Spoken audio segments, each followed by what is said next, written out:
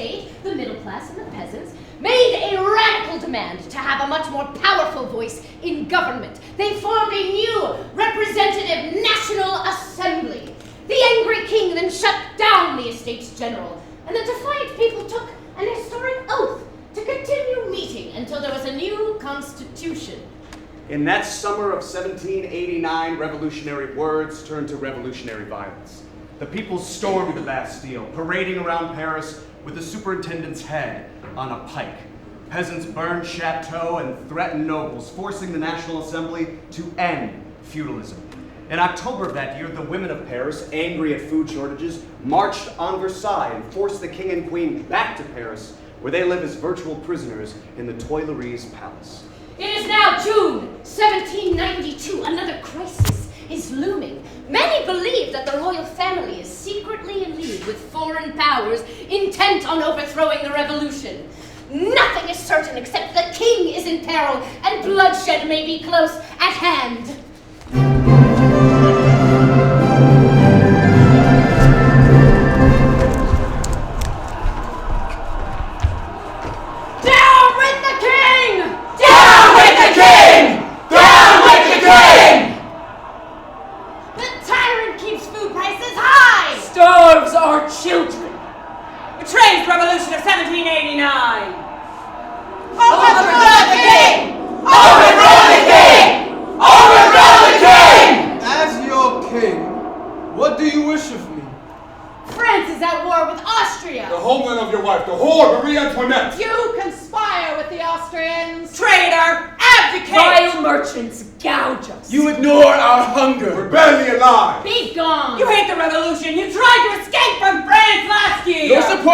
Is a lie. I love France, the great nation of my forebears.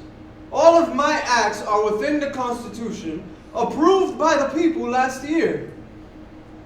Show respect to the revolution. Put on the liberty cap.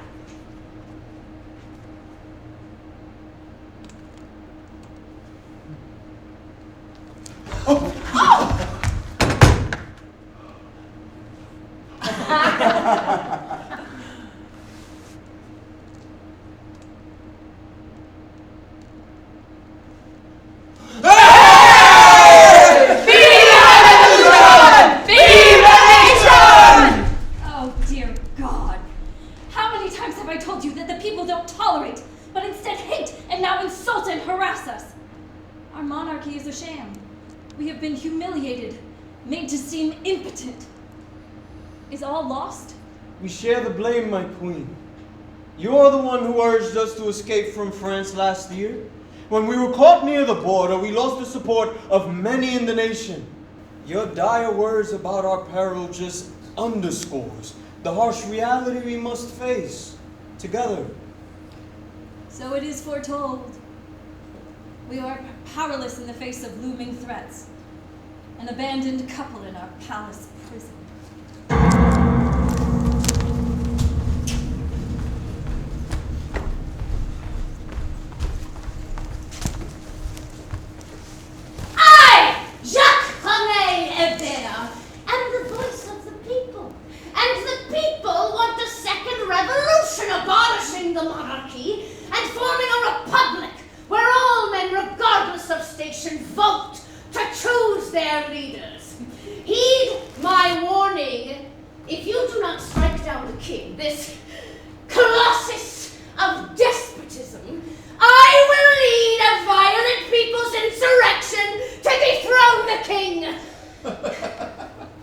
With your extreme rhetoric, you, Hébert, represents the incendiary in Paris.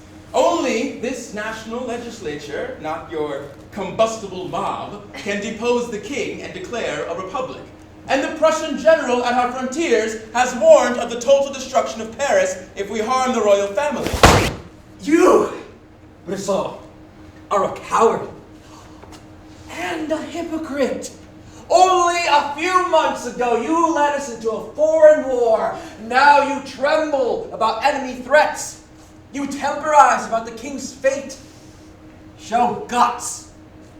Let us forge into our very souls the words of that anthem sung by our militia brothers who have come from the southern city of Marseille to protect Paris. Allons enfants de la patrie, la joie de gloire est s'enlever. Contre nous de la tyrannie, notre nom sera élevé.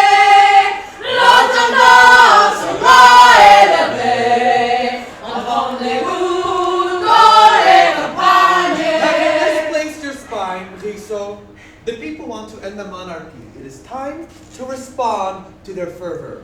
Your dithering must cease. Citizen Robespierre, I need neither you nor the dogs Hébert and Marat to lecture me about my long-held revolutionary beliefs against absolute monarchy. In urging mob insurrection, you torch the fires of civil war, which will burn out of control. When the children of violence grow into monsters of death, we shall all die.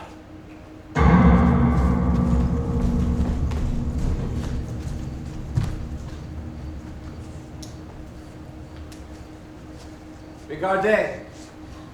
By sundown, after we have invaded the palace in insurrection, there shall no longer be a king of France. Yes! What the indecisive legislative assembly will not do, the people shall. People shall.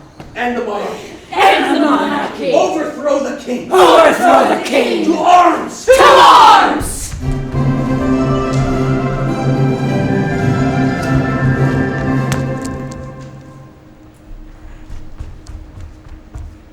Paris is marching on the palace, sire. Militants have brutally assassinated the head of the National Guard. The loyalty of the troops is now in question. To save your lives, you and the Queen must quit the palace immediately. Seek refuge in the National Assembly. Walk there, now! How is this possible? To survive, we must abandon the palace and abdicate. If we were in Versailles, it'd be a good day for hunting. Stop dreaming. Show courage. Be a king. Take up arms and lead, rather than abdicate, defend us in the palace. Then we will all die today, here, now. You speak warlike words, but we have no troops, no power. If we have given up, we are condemned. Our royal marriage shattered, our children forever prisoners, France's greatness lost.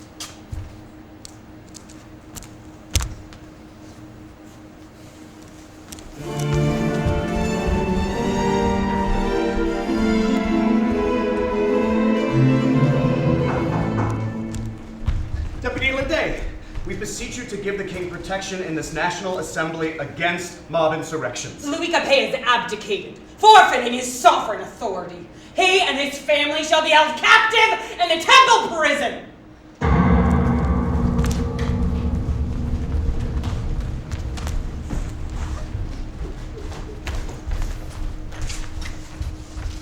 The Legislative Assembly recognizes Georges Danton, the nation's due minister of justice. He has been a vibrant voice for the working people of France. The king has abdicated.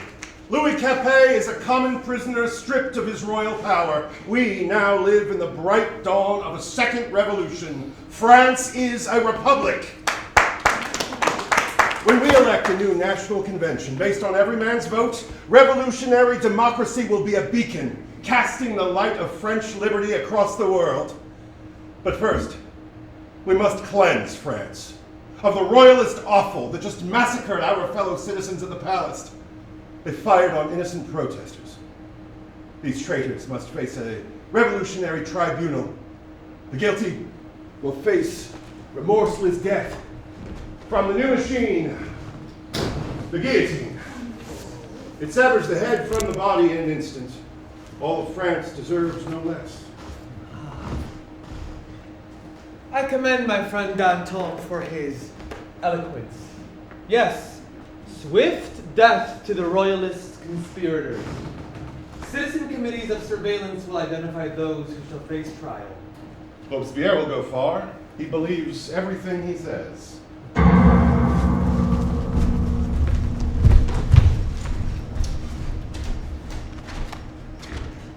What terrible news!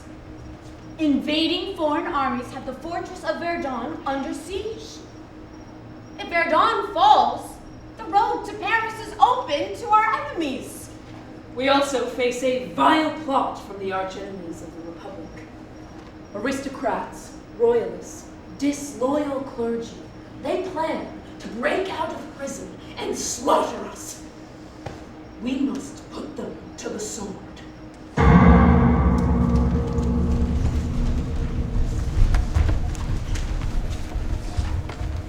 Do we cower before those foreign armies which have crossed into our homeland? Fear not.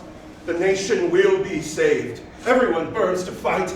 These bells that ring signal not alarm, but a summons to charge against the enemies of France, to vanquish our foes, citizens. We need audacity. Always audacity, and yet again, audacity, and the nation shall be saved. Danton, the angry people of Paris are poised to kill the prisoners. You are Minister of Justice. What should we do? People are rising in a mighty tide against the royalists in the prison. We cannot turn it back now. Prisoners must fend for themselves. Shield your eyes. Look away.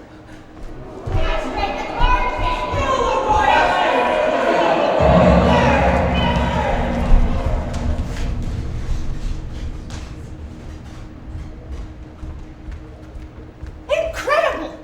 Just a few weeks ago, a new republic began to emerge, and yet so soon afterwards, the frenzied people massacred hundreds in the prison. My patients come to me with great distress and melancholy, not physical ailments. Yes, my friend, in all my years as an advocate, never have I seen the law so powerless before riots which inflamed the revolution. A sickening symbol was the mob stripping naked and then dismembering the Princess Lamballe, whose head was placed on a pike and displayed outside the prison window of her best friend, the Queen.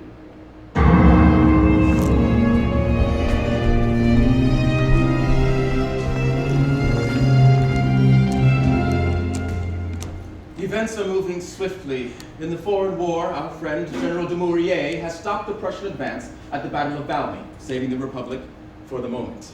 But less successful are the new convention's attempts to control the Paris militants, who 2 months ago ran wild in the prison riots, which killed 1,500. The extreme Jacobins pose a dire political threat to us Brissaton, as they now cynically ally with these angry working people of Paris. Of those Jacobins, Robespierre and his young acolyte, Saint-Just, are deadly enemies. Robespierre sought to jail me during the prison riots. I would have died. Equally dangerous are the Jacobin demagogues, Hébert and Marat, who defame us constantly and call Madame Roland a brazen courtesan like Marie Antoinette. This is an outrage. Madame Roland is highly educated in philosophy. She is a valued counselor on affairs of state to her husband, the Minister of Interior. Our greatest challenge is find a viable position on the white-hot question of the day. Shall the king live or die? If we take a false step, it would be fatal. It is one thing to accuse the king of crimes against France, but it is another to kill him and stoke further vicious civil war. But I don't see a strategy to save the king that will not make us reviled enemies of the people.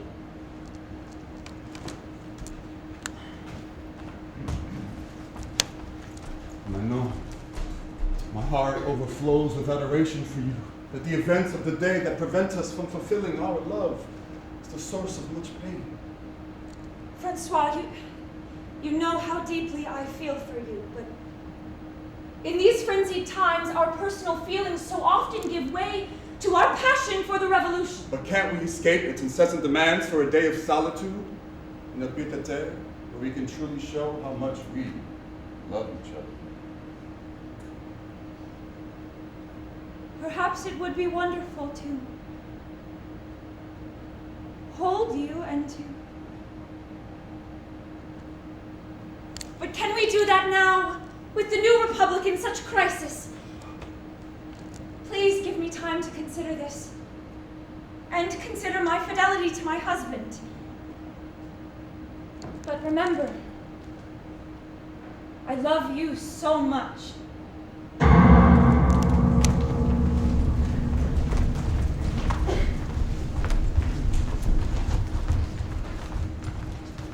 I, Jean-Baptiste Mao, lay before you the committee report on whether the former king may be tried for his treachery, and if so, how. The only penalty considered under the Constitution for royal crimes is abdication, not physical punishment. and Louis Capet has abdicated.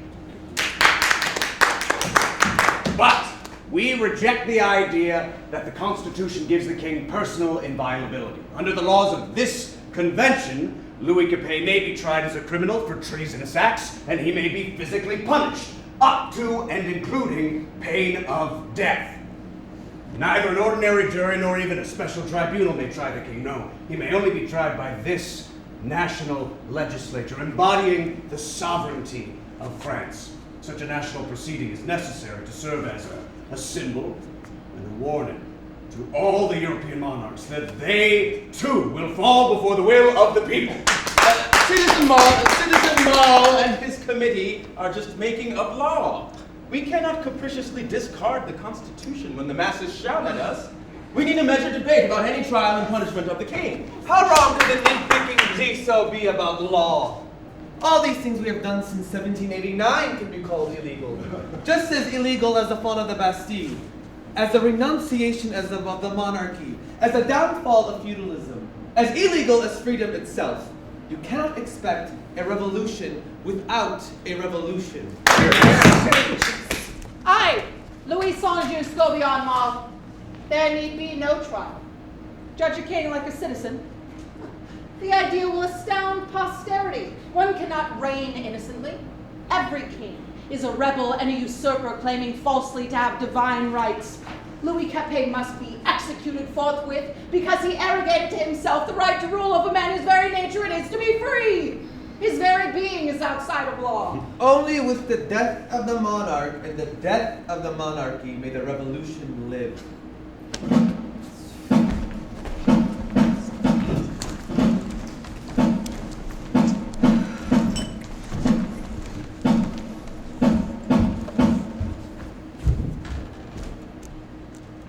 Louis Capet, this convention calls you to account here before the French people for crimes against the nation.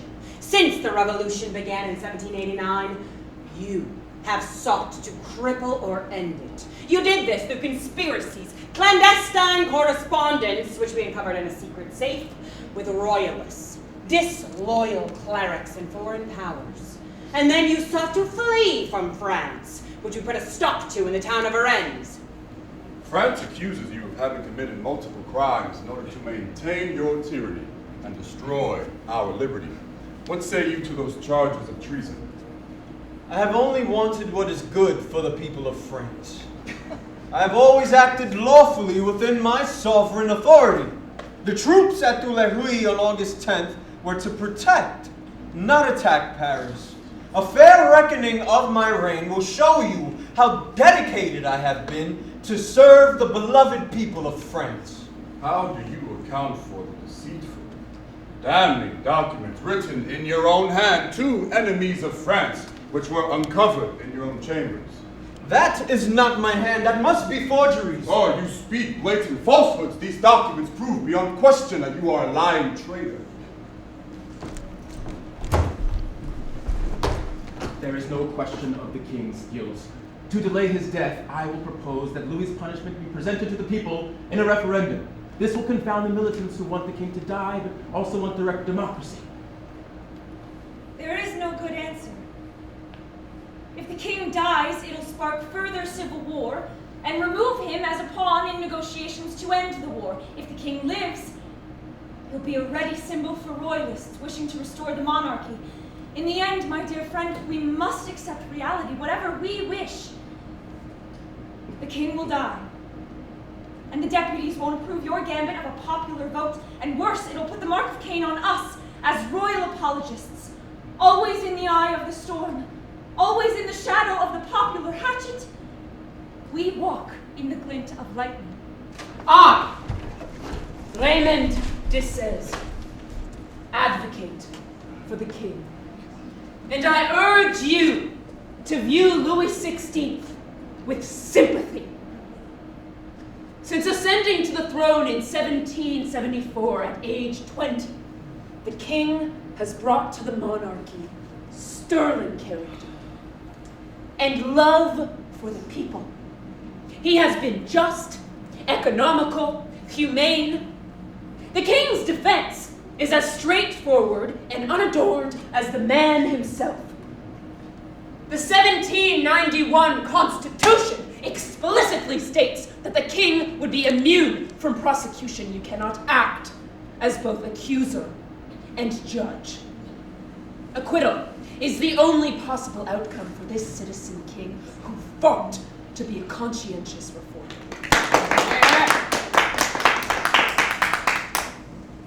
Speaking to you for perhaps the last time, I declare to you that my conscience reproaches me for nothing. To accuse me of wanting to shed the blood of citizens sunders my heart. I love the people of France. I've never imagined having to face such unfair charges nor defend my very life. Ignore this vomitous blather from a treasonous king that lies with every sentence he utters. Sever his head! I propose that any decision by this body on the fate of Louis be presented to the people in a referendum expressing the general will. We deputies are here at the will of the sovereign people. They have chosen us to do the public business. We, in this chamber, must decide about the king. Ignore Brissot's pathetic request that we default on our duty. Deputies of the convention, after much debate in this great year of 1793, you have now taken 2 momentous votes. By a margin of 691 to 0, you have declared Louis Capet guilty of treason. By a vote of 424 to 287, you have rejected the motion to allow your judgment to be appealed through popular referendum. Now you must vote individually on the penalty for the guilty party. Come directly to the podium, state your name, announce your decision. Danton, death. Saint-Just, death, both of this monarch and of the obscene concept of monarchy. Robespierre, death. Death for the vile scum! Now, death. But if execution it is, then I propose another vote on whether to suspend the sentence and imprison him until the war is ended to lessen the risk of civil and foreign wars. Brissot, I concur with Mao. Death with suspension. A bare majority of 361 voted for death. 26 voted for death with suspension of sentence, and 319 voted for imprisonment only. Because of the closeness of this vote, the convention has now called for another vote, simply on whether the sentence should be carried out immediately.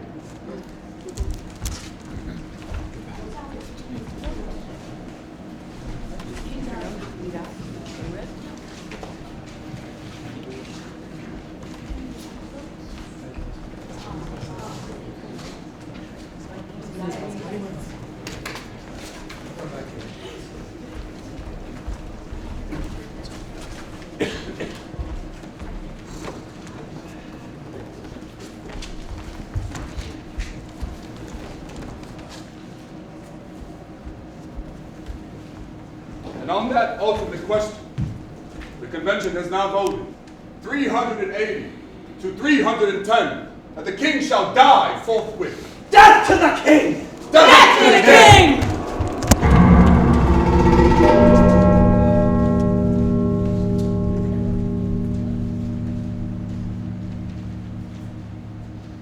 So, on tomorrow's morn, I go to a better place.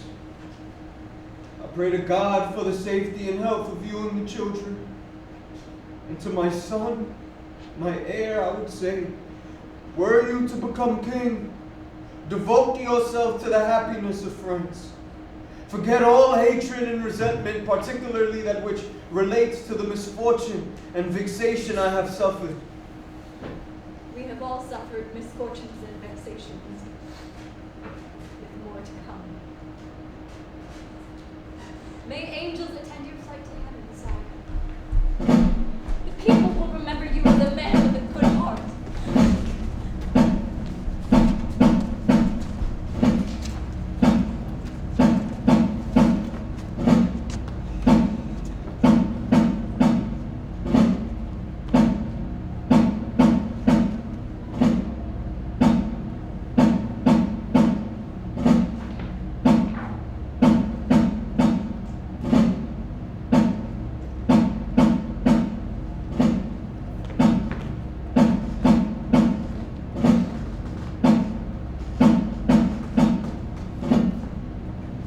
die innocent of all the crimes of which I have been charged, and I pardon all those that brought upon my death.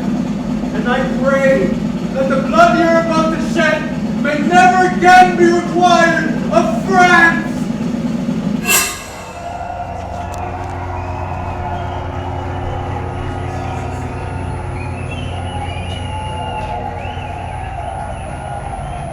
Long live liberty! Long live liberty! Long live the Republic! Long live the Republic! Vive la France! Vive la France!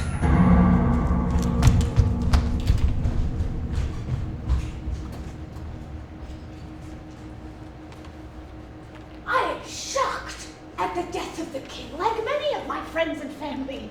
Yes, he was guilty of crimes against the revolution, but he was but a weak and indecisive man who would not have hurt anyone from jail.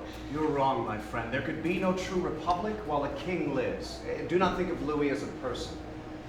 The monarchy and the king had to die for France to live. If they can kill the king, my beloved friend, they could kill any of us. Violence, under the guise of law, will not end with his execution. Blood will beget blood.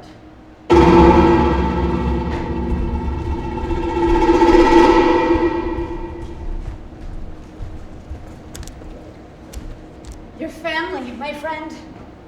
How goes it? It is terrible.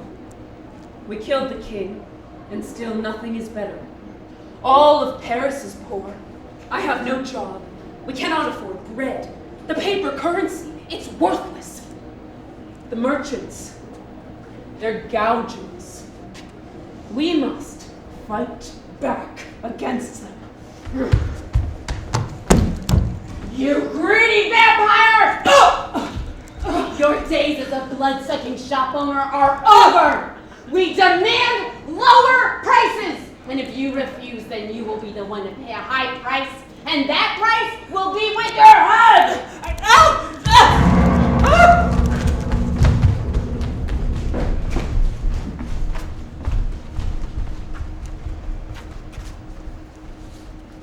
The enraged workers of Paris and of France are violently demonstrating against the merchants. They demand price controls.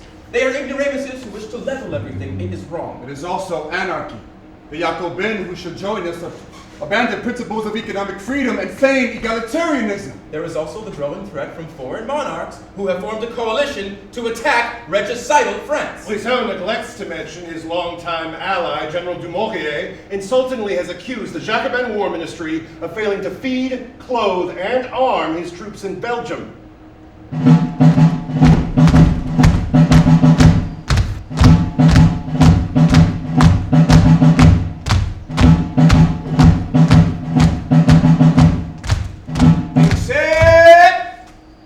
At ease. Comrades, we just suffered a wrenching defeat at the hands of foreign powers in Belgium caused by the incompetent Jacobins in Paris. As your general, I ask that you march with me to purge those feckless bureaucrats. We will declare martial law, and we will put the young son of Louis XVI on the throne. I will oversee him as regent.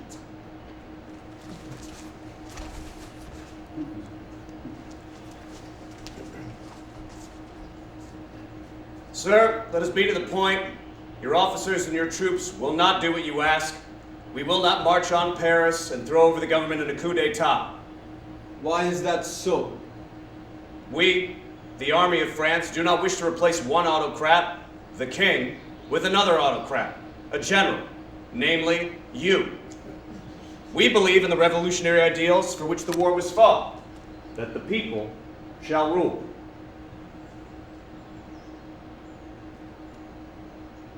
Are you deaf and dumb? You think that the Jacobin mob running the government is true rule by the people?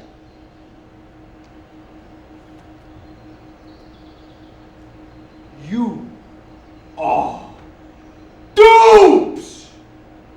You leave me no choice. I will cross over to enemy lines and I'll defect from a radical, chaotic France. Dumoulier's betrayal strikes fear of conspiracy in the hearts of revolutionaries. Whom can we trust? Betrayals everywhere. One revolutionary general, Lafayette, defected to the Austrians after we overthrew the king. Now another French general, Dumouriez, has abandoned France. And in this convention, we now face a treasonous Brissot-Thomas, who plotted with Dumouriez to restore the monarchy through a military takeover. They must be tried and viciously killed. How pathetic is Marat! Jacobin mongrel! We had nothing to do with Dumouriez's betrayal. The conspiracy is between the faithless general and Danton, another Jacobin cur, whose many missions to the front have given him bribes. A formal inquiry must expose Danton in this calumny. What a diversion! That Brissot should accuse me of aiding his ally, Dumouriez, who hates we Jacobins. Let us shout this absurd inquiry down with a resounding no! No! Vive Danton! Max. More than ever, with this war between the factions, the two of us must lead the Republic, which is descending into chaos. We're the strongest Republicans. We've lived the revolutionary ideals. We're friends, and we complement each other. You're skeptical, at times suspicious. I am generous of spirit. You're theoretical, I'm practical. You are eloquent in your writing. I am, if I may say, eloquent in my speech. You have a strict work ethic, whereas I, like many others, value the varied rhythms of life. I strongly agree, my friend. With our combined strengths, we must lead the Republic through these tumultuous times.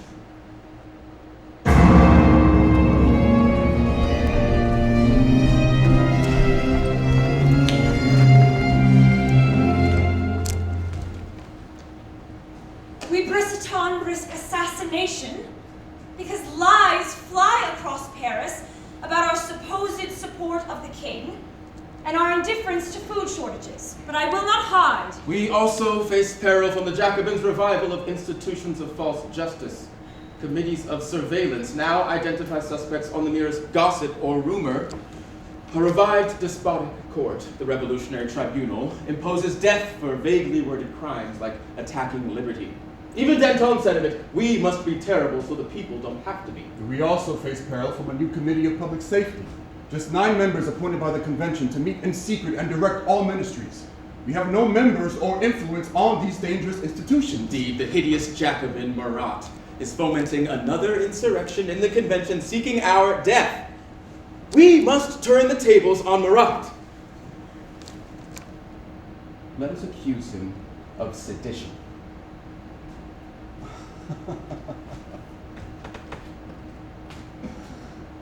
If you seek the downfall of Marat, you are playing with fire.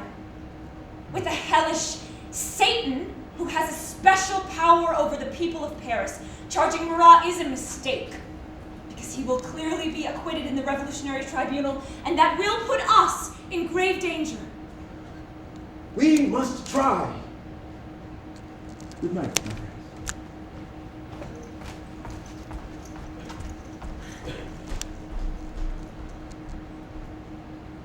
Francois.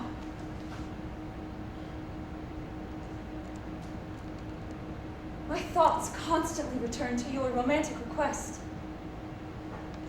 That we should escape this madness to a pied-à-terre where we can consummate our love.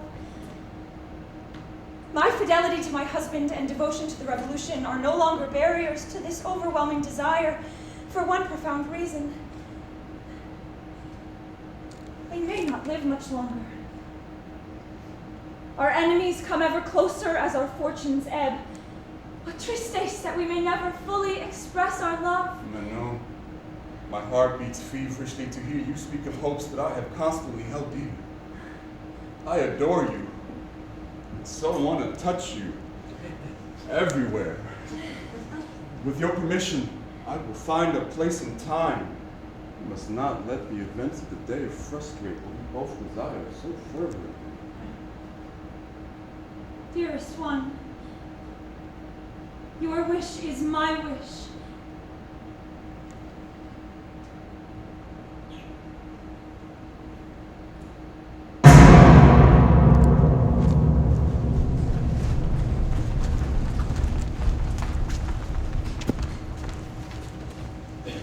his rabble-rousing speeches, Murat has sought to infect the convention with another insurrection. This foul-mouthed Jacobin toad is a threat to the Republic and should be charged with sedition. The Brisotons, not I, should be charged with treason for their myriad crimes, like starving the people of Paris. They are effete intellectuals who plot against this republic in the salon of Madame Roland. Those who support Brissot's motion to try Murat so indicate. Aye. The ayes have it. Murat will have his trial.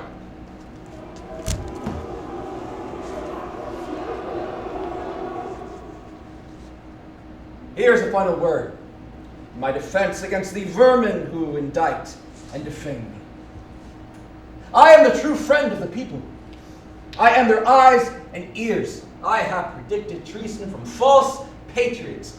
I advocate so they have food and fuel. I am also the anger of the people. Only the unceasing specter of insurrection can stop destruction of the people's rights and address grinding poverty. The foundation of liberty and justice during these tumultuous times is violence and death. I should be impeached for telling the truth. That is absurd shit from miserable cretins. We, the jury, find Murat, the true friend of the people, not guilty.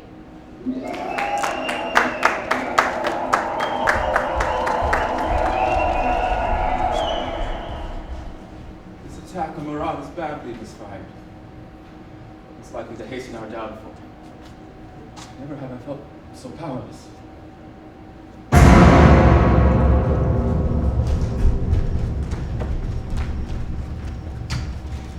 Citizens, the trial of Murat shows undoubtedly that the Brisotons are the arch enemies of the Republic and must be killed.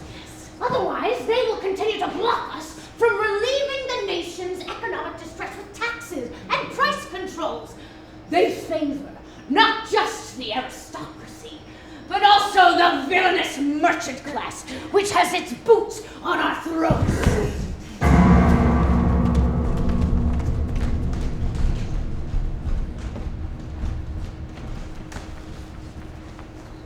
We must listen to the people. They want economic justice and punishment of the merchant class. The Jacobins must now unequivocally abandon freedom in trade, support price controls, ally clearly with the poor and working class, and threaten merchants with death. Robespierre's right. Jacobin power flows from the poor and the working people. To the sans-culottes, we say rise against the aristocrats, the merchants, and the Brisotins. Insurrection is a sacred right.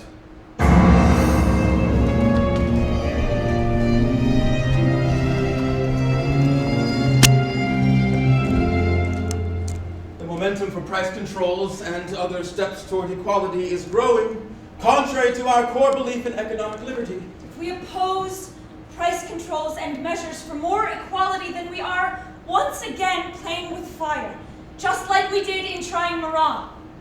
Economic leveling is contrary to our beliefs, but the people's struggle demands new steps. Urging old ideas of free exchange is not likely to prevail. It gives our enemies a stick to beat us bloody. You are probably right, Manon, but whatever the peril, I will not abandon my belief in liberty of exchange. Jacques, Oh.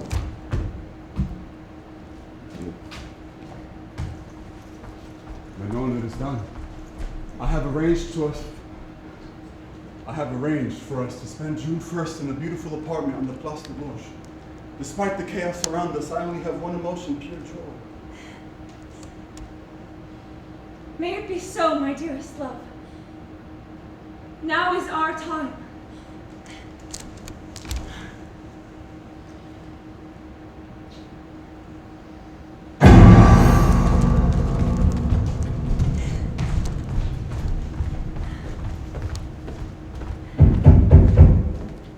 Citizen Roland, is your husband home?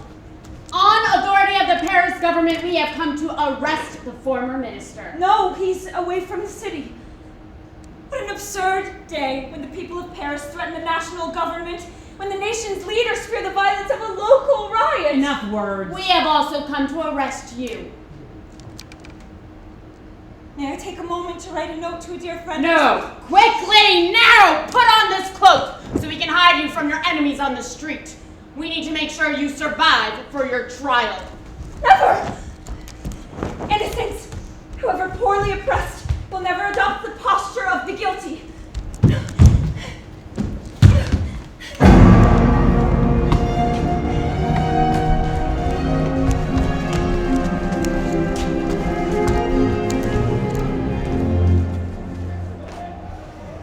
I speak today on behalf of the Paris government to demand the arrest of the 22 Buissonton traitors to France. Outside to enforce this ultimatum is the local militia under General Henriot. I propose to my Brissotton colleagues that in the spirit of compromise, they leave the convention for a period of time. Never! We shall not give in to the diktat of an insurrection and the threats of a militia under Henriot.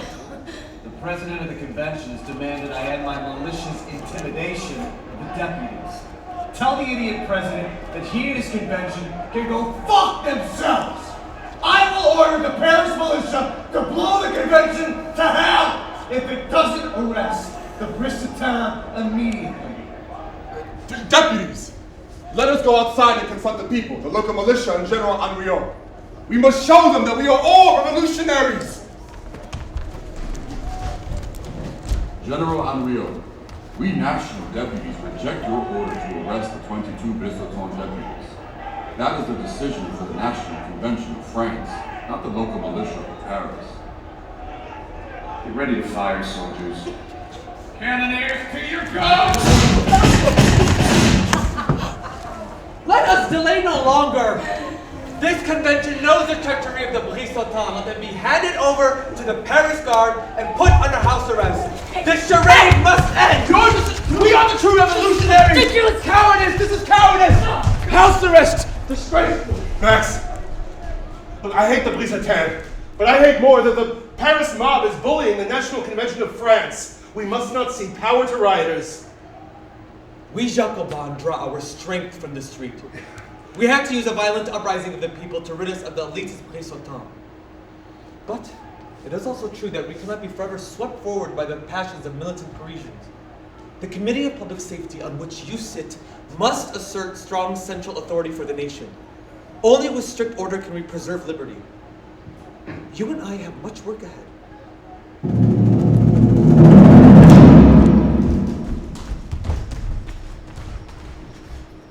The arrest of revolutionary leaders like the Brissotins terrifies me. I cannot sleep for fear that the revolution is splintering into deadly factions. Because of internal strife, I fear France faces a devil's choice about who shall rule, the wild power of the street or the secret autocrats of the Committee of Public Safety. A nation led by the elected convention is but a distant ideal. Perhaps it's time we move our families to Brittany, far from Paris, and become fishermen.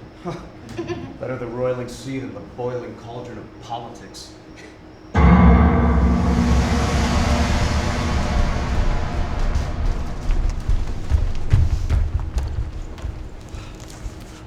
We must stop coercion of national deputies by enraged Paris militants. Beyond violent Parisians, we face new domestic threats.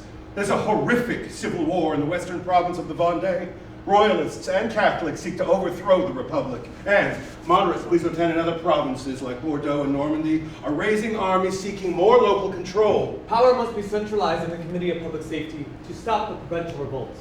Power here. Power now.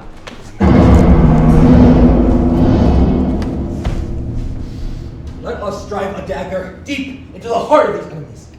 The revolution can live only through death. Rivers of blood must flow. We must kill these traitors on a grand scale. How much longer must we tolerate this madness of Marat? His histrionic, violent nature knows no governing mechanism. He may be right in seeing problems, but he is wrong in the grotesque excess of his rhetoric and his measures. Agree. I too detest the man. But the working men and women live by his newspaper. However repugnant, he's a true voice for an irate people.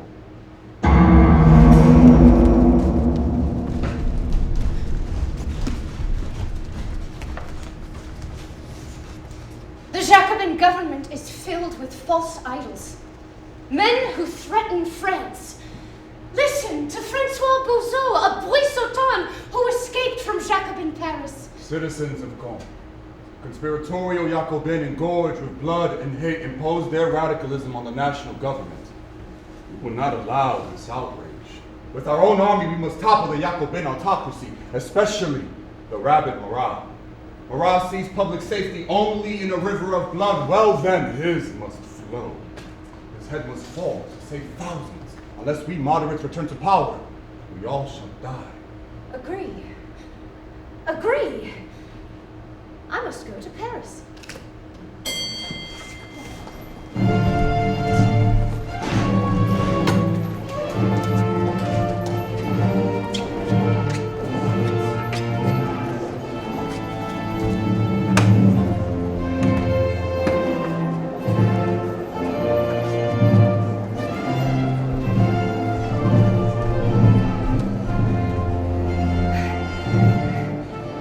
I trust that this knife is strong enough and sharp enough to kill an animal.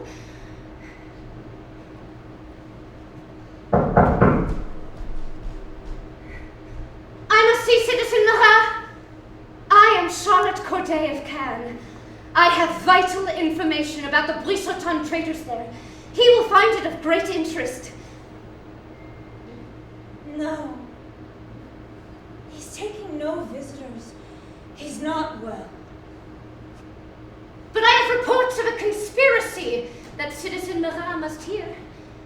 He must take action to stop the treason. Let her in. I want to hear what she has to say.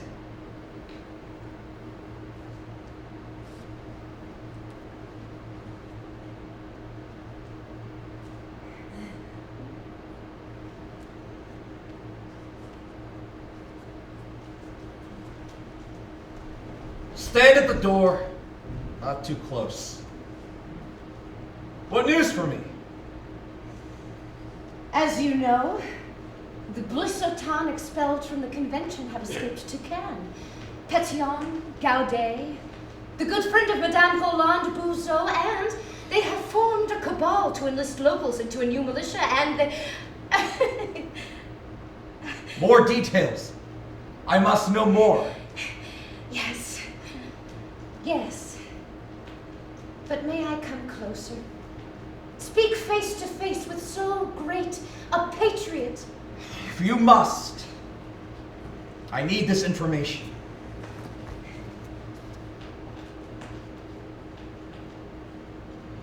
They shall all be guillotined. God, help! Help! I've been murdered! You witch! You assassinated him! I'm gonna rip out your heart! She is a conspirator! If you kill her, we will learn nothing.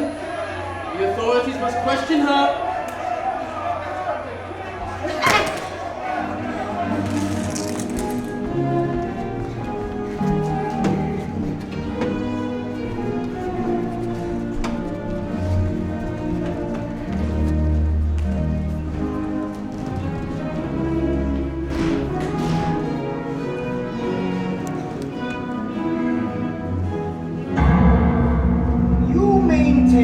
Your murder of Marat was premeditated, and you have no accomplices.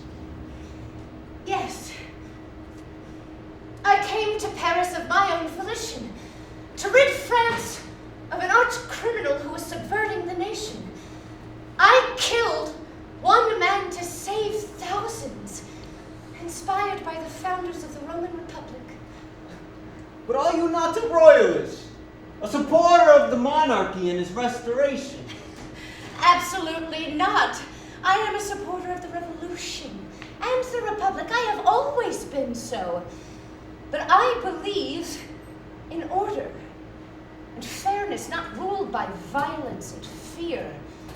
I killed a wild nation. It is impossible for a woman to act on her own in such a way. You must be part of a conspiracy. If not a royalist one, then one perpetrated by the Brisotans. Isn't that so? A woman has as much will as a man. I conceived of the plan alone. I executed it alone. Yes, the Brisotans hated Marat like many of us in France, but I acted of my own free will, as a woman of conscience, because I believed it necessary to rid France of a monster. I did not need men to tell me what to do, to tell me what is right.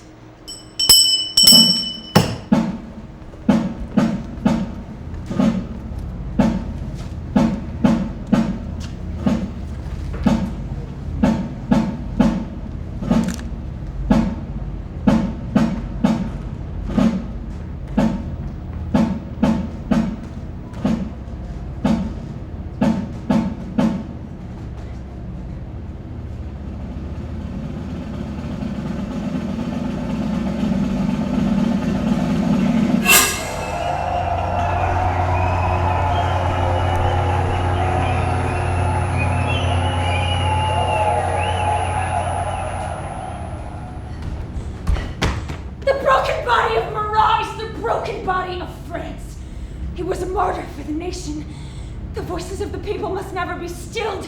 In this urn is the heart of Marat. It shall hang forever in a place of honor at the Cordelier Political Club, Marat's radical home. It will always remind us of the violence done to him because he urged us to take vengeance on the enemies of France!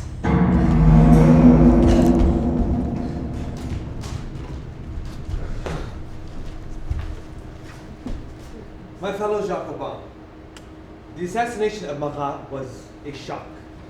Now comes word the Brisotans have guillotined the Jacobin leader in Lyon. 2 prominent Jacobins murdered in recent days. Plots and the dagger are everywhere. The brutal use of our central power is imperative. The infirm edifice of our liberty has been built with bodies brutalized by the manacles of despots. The Committee of Public Safety must use an iron hand to crush all conspiratorial factions. The convention has just selected new members of the Committee of Public Safety with men like you, Maximilian, who are not afraid to use force. Gone is Danton, a temporizer and compromiser, retreating for a time to his country home.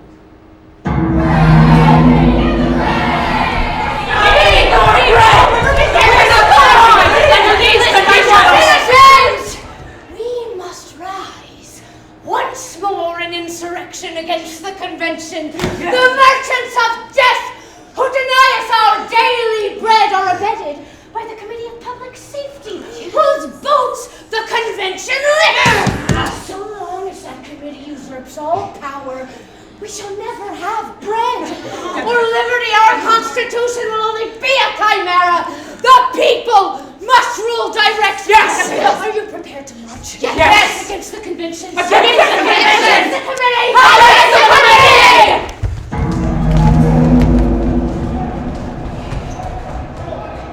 The crazy bear is arousing the people of Paris once again to attack the convention. While appearing to appease the working people, we must, in the end, use force and violence to bring order to France. We must be terrible if we are to save liberty. Terror must be the order of the day!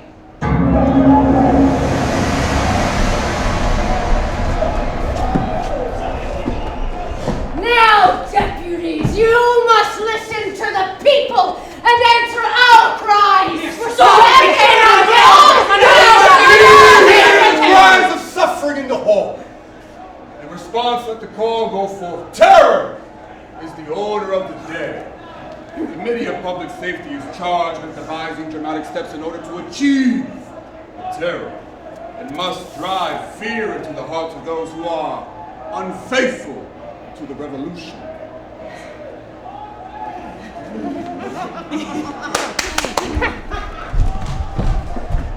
It has happened yet again. Intolerable. We can no longer put up with insurrections inside the convention. We must now truly act with no remorse against suspects of whom the shadow of treachery falls. It is now clear beyond doubt. Potent revolutionary government must replace the confusion of revolutionary democracy.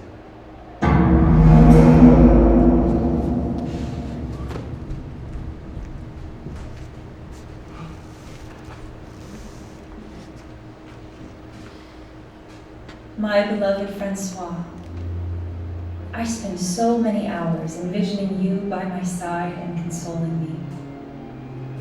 I may not have many more days to live. The Jacobins have accelerated trials and executions. My turn is not far off. And so my thoughts, my dreams, turn ever more passionately to you, loved one. I have read your last Anem in tears. Our attempt here at Normandy to form an army and fight Jacobin in Paris has failed. I am powerless to mount a rescue as darkness descends over you and all of France. I see your beautiful eyes and beautiful lips, which I kiss with ecstasy. I press you to my whole body and soul, send all my love.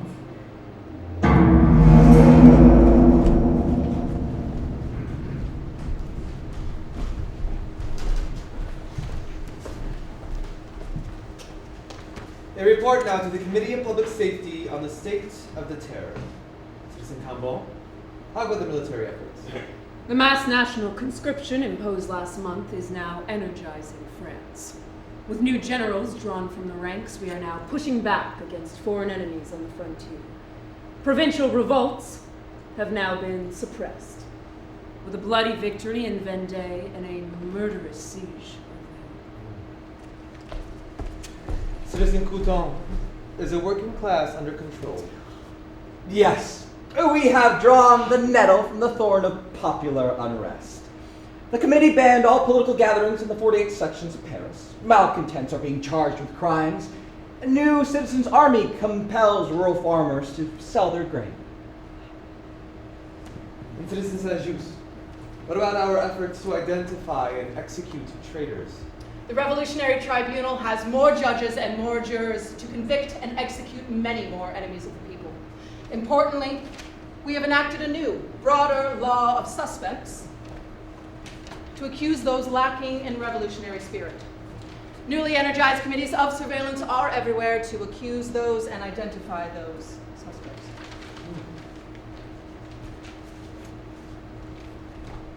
Earlier this year, the convention labored to write a new constitution. Universal suffrage for men. Right to work, right to education, right to seek support for those in need, making equality as paramount as liberty. But we must suspend this new constitution and stop the election of new deputies. While France is so riven with conflict and chaos, this committee's central power to govern France must ignore constitutional niceties.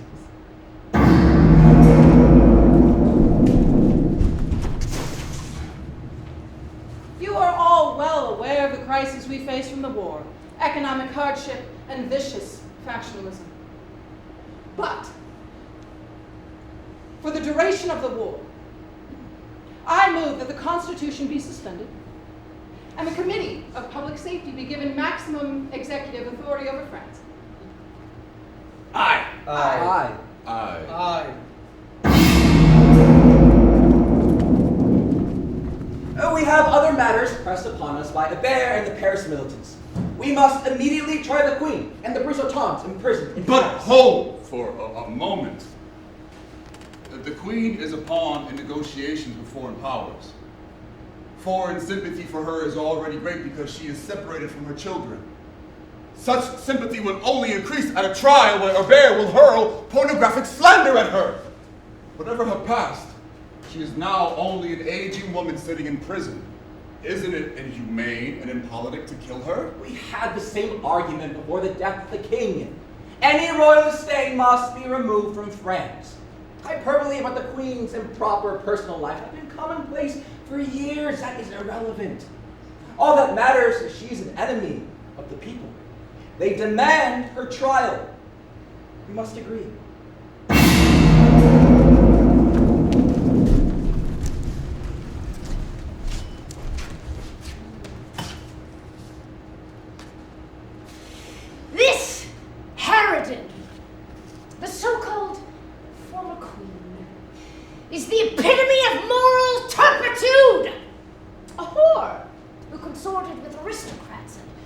recklessly spent the gold of the kingdom on her personal desires.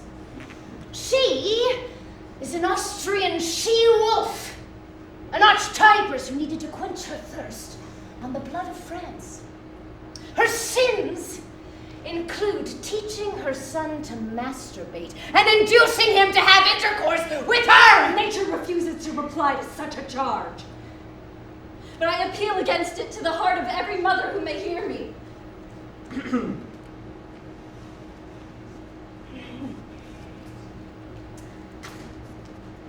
The case against the woman Capet turns not on her impurity of body and thought, but on her deeds against France. She urged the king to veto the acts of the people. She wrote to the Austrians for help. We have the letters. She encouraged the king's failed escape from France. I was only doing what a loyal wife would do. I was not involved in affairs of state. I cared only for my children. The letters and the testimony of many give the lies to these protestations. A mountain of evidence proves that you've been fertile in intrigues of all sorts. You are guilty of treason against the Republic. I was a queen, and you dethroned me. I was a wife, and you murdered my husband. I was a mother, and you have torn my children from me. I have nothing left but my blood. Make haste to take it. Elizabeth, my dearest sister, as I am about to commit my soul to heaven, I give my beloved children to you for care and support. On this sorry day, I remember how the king and I lived in such splendor at Versailles. I hate the people who destroyed the monarchy, reduced me to such squalor, and will soon parade me before the public in horrible death.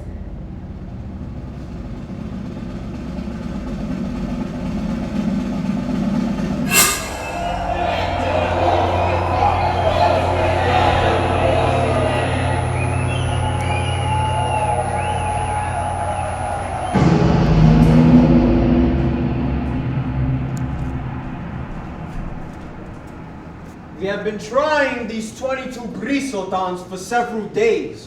We have proven their treason with extensive evidence. Support of the king, opposition of economic justice, provoking the violent provincial revolts against the Jacobins and the Committee of Public Safety. This trial has gone on long enough. I ask the jurors, are your consciences sufficiently enlightened to declare a verdict? This proceeding is a mirthless joke. You speak of extensive proof against us? We have not been allowed lawyers or witnesses. We have not been allowed to introduce evidence. Now you have changed the rules so the jury may convict on feelings, not on facts. This proceeding is a grotesque rebuke of our history, because we in the dock today are the true idealists who were there when the revolution began 4 years ago. We opposed the king, feudalism, and the Catholic Church. We fought to end slavery, to create rights for women. Were it not for our revolutionary efforts, you would not even be here in this trial today imposing sham justice. We all rebelled in 1789 for liberty, equality, fraternity. Each of those core ideals is mocked today in this trial, which mimics the old regime's injustice.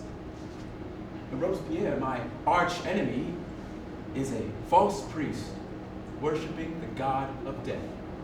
And his acolyte Saint-Just is an implacable angel of death with no conscience or morals.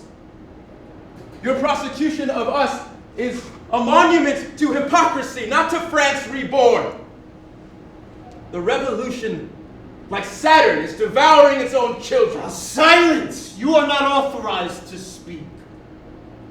Jury, is your conscience sufficiently enlightened?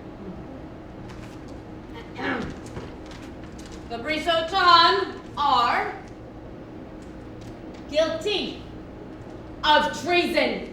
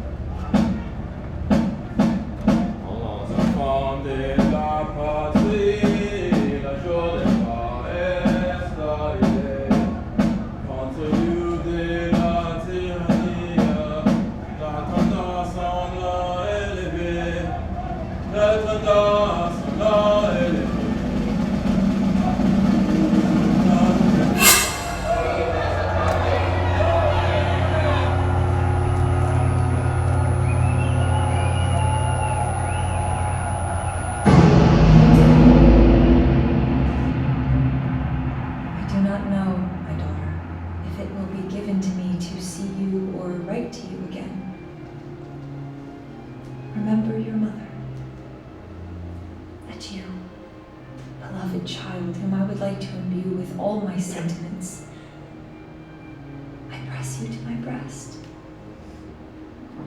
Adieu, my Eudora.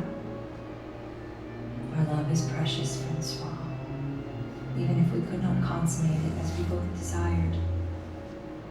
I go to my trial and my death, struck with wonder at our passion for each other.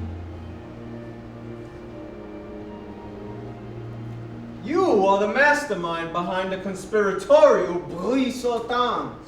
At your home, plots were hatched, treachery planned. You besmirched your role of wife and you defiled your gentle sex by manipulating your minister husband and his decrees against the Republic. You betrayed France.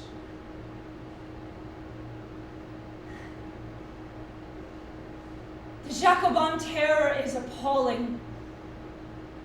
Folly and crime have triumphed. All that was notable for probity, force of character, and talent is now prescribed.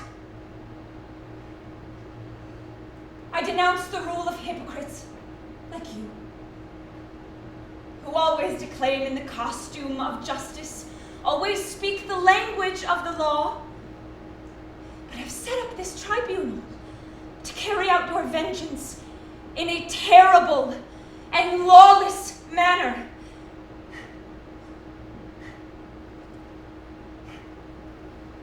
Your verdict for me will be death.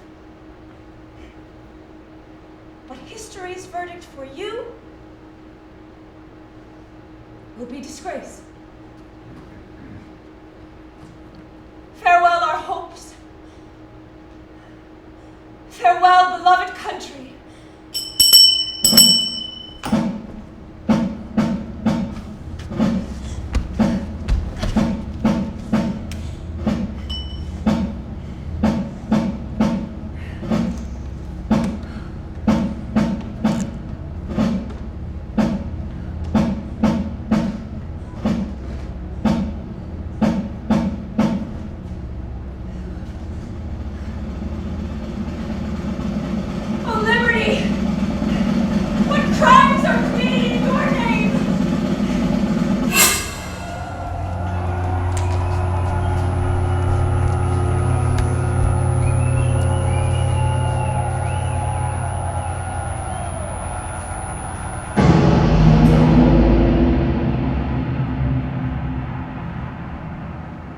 Death has come for the revolutionary Brissotin, including the brilliant Madame Roland. Then, as reported in the paper, her husband, a suicide by a sword through the chest.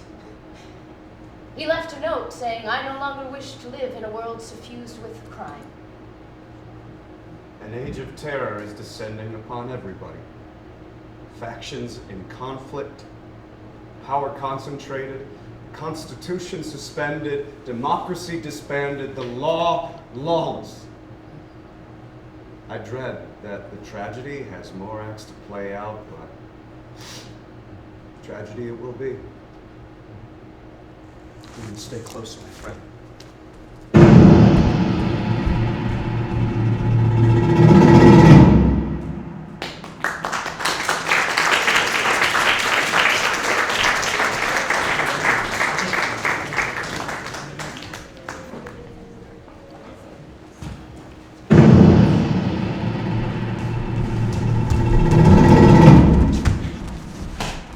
Danton? Demoulin! Greetings! Greetings to you, citizen. From where do you come? From the Revolutionary Tribunal, on which I sit as juror. Good news. Today we condemn 15 suspects to death for criticizing France! Evil nation. Farewell, friends. Farewell, good man. Camille, we must act now to rein in the terror. France has become a charnel house, executions every day. When I left Paris for the country, I was sick in heart and soul. I needed a respite from the factional wars, but now, upon my return, I'm no less dismayed at how far the revolution has gone astray. I cannot forgive myself for the execution of the Brissotin. My article about their failings inflamed opinion against him. Did we always agree with Brissot? Of course not. But I didn't want him murdered for his ideas. Deaths of fellow revolutionaries are accelerating, often on flimsy charges. It's ironic. The death of Madame Roland has affected me greatly. She sharply criticized me, but she was a person of dazzling intellect, of idealism, passion for the revolution. Her execution is insane. In Lyon, they've killed hundreds due only to rumors, gossip, not guilt. In the Vendée region to the west, Republican troops have killed thousands of royalists and Catholic soldiers in a horrible blood feud. Women and children massacred. Boats with chained prisoners sunk in the rivers. The inhumanity! Yes, there is a genuine domestic threat to the Republic, but the Jacobin government has grossly overreacted. Somehow we must moderate the fear and the terror. Defeat Hebert's calls for mass death, and break the autocracy of the Jacobins like my friend from childhood, Robespierre, who sees conspiracy everywhere. I plan to publish a new journal, to speak out in opposition, reaching all the French people. Do it. Camille, take up your pen. Appeal to their humanity, to their clemency. I'll add my voice. You know how strong my support is, but what we are about to do, it puts us in jeopardy. I'm weary of this constant knife fighting. I'm sad I can't spend more time with my wife, Louise. I too struggle in these terrible times to find a place of safe repose for my wife, Lucille.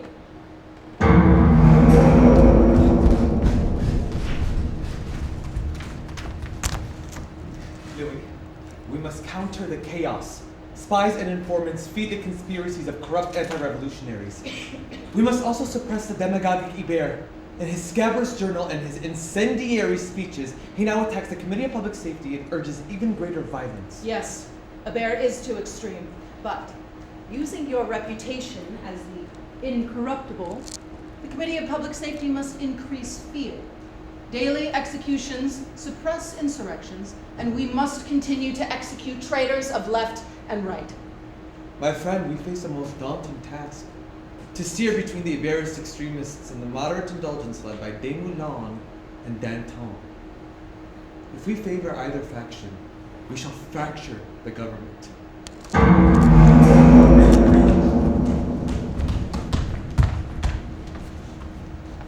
Camille, I admire the early issues of your new journal. You eloquently skewer the destructive Hebert and his pretensions to speak for the people. My appreciation, Max. I plan to publish a new edition of the journal every 5 days to address the most pressing subjects with the truth as I see it.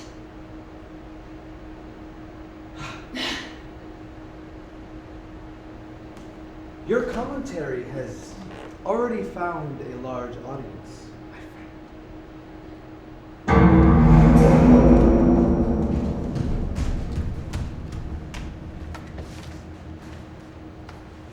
Unlike his early editions, Desmoulins is taking extraordinary risks with his recent publications. Perhaps that's why they're such a sensation.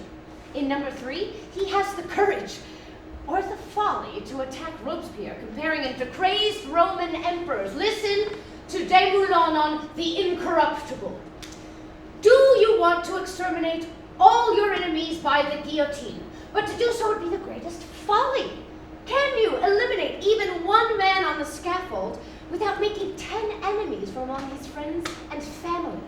It is equally remarkable that he wants a committee of clemency to review cases with dubious charges or dubious verdicts, a direct challenge to the committees of surveillance and the Revolutionary Tribunal. Desmoulins speaks to the feelings of many citizens, sickened by revolutionaries viciously destroying one another. But I doubt his friend Danton can save his head from the block.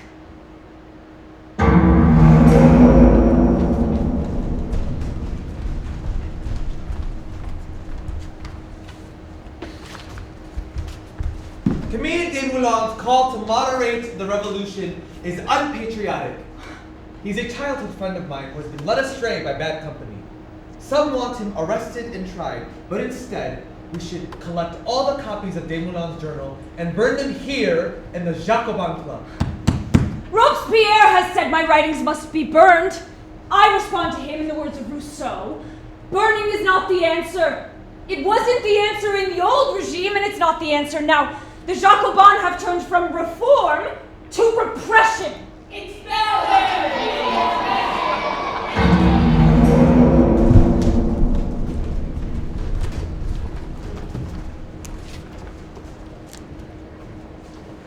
I want to set out clearly the aim of the revolution today. Virtue is the soul of democracy. We want to substitute magnanimity for vanity, the love of glory for the love of gold. But, and I emphasize this most basic point, if the mainspring of popular government in peace is virtue, then the mainspring of popular government in revolution is virtue and terror together. Terror without virtue is disastrous, but virtue without terror is impotent. Terror is nothing more than justice, prompt, severe, and inflexible. Terror is a sword which an oppressed people can strike its enemies, both foreign and domestic. In sealing our work with blood, may we see ourselves as the dawn of universal felicity, the model to nations. That is our ambition. That is our aim. France is beset by factions. Factions of the corrupt who wish to enrich themselves. Factions eager for position and notoriety. Factions of incessant conspiracy. Factions must be rooted out if we are to save the Republic. The people are still impoverished. Angry workers' conditions have not improved since 1789. We, Jacobins, have enacted vital reforms, eliminating seigneurial dues, founding secular primary schools, creating jobs, providing poor relief. But today we go further, expropriating property from the rich and redistributing it to the poor. This proposal is another Jacobin initiative to create a more egalitarian society, an effort that must work in tandem with the terror. May history record the Jacobin commitment to equality, to a just society.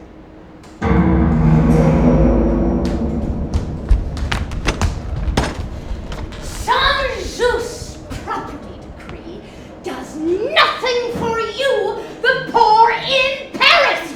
We pursue a simple program: bread and blood.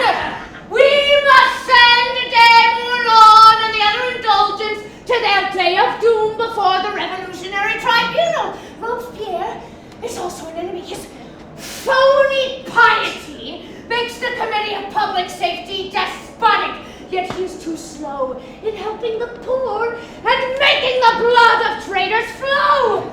More bread! More blood! Let the call go forth for another insurrection to rid this nation of the autocrats and Robespierre! More bread! More blood! Hébert and his followers must die. We must lay out the charges so that the convention can seal Hébert's fate and stop his vulgar fulminations. Agreed. The people know Hébert has failed to deliver any results on his strident positions.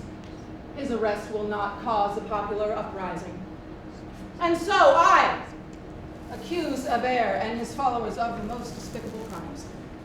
They plan to murder the deputies. His endless calls for insurrection are nothing but counter-revolution bearing another name. The days of the Hébertist hysteria is past. I concur with Saint-Just. Hébert has gone too far. We must not be frightened at the effervescence of this first age of liberty. It's like strong wine that ferments until it's purged of its froth. The time will come when all masks of false patriotism shall fall away, and there remain only men worthy of the values that reign in our republic.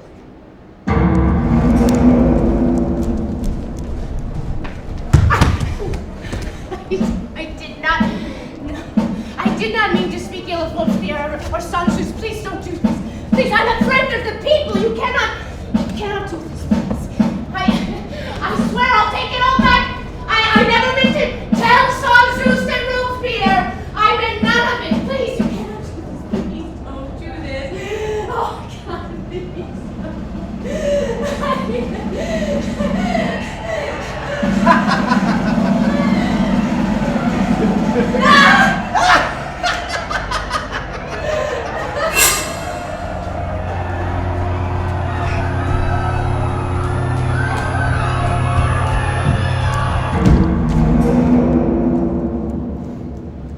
With the bear's death, we are now in danger.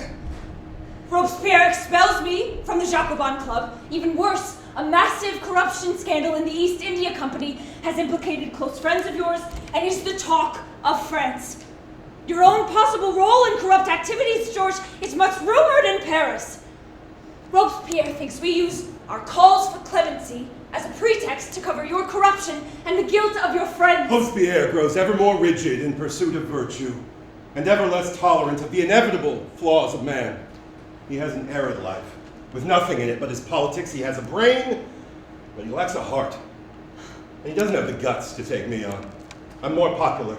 I'm more able to rouse the people than he is in Camille. You're one of his oldest friends. He would not harm you. You are too sanguine, George, and believe too much in your own charisma. This is a diseased time. Robespierre has a heartless ally in Saint-Just who cares not a whit about either of us. We must tread softly, else the Jacobin beast devours us. You know that is not me. Never.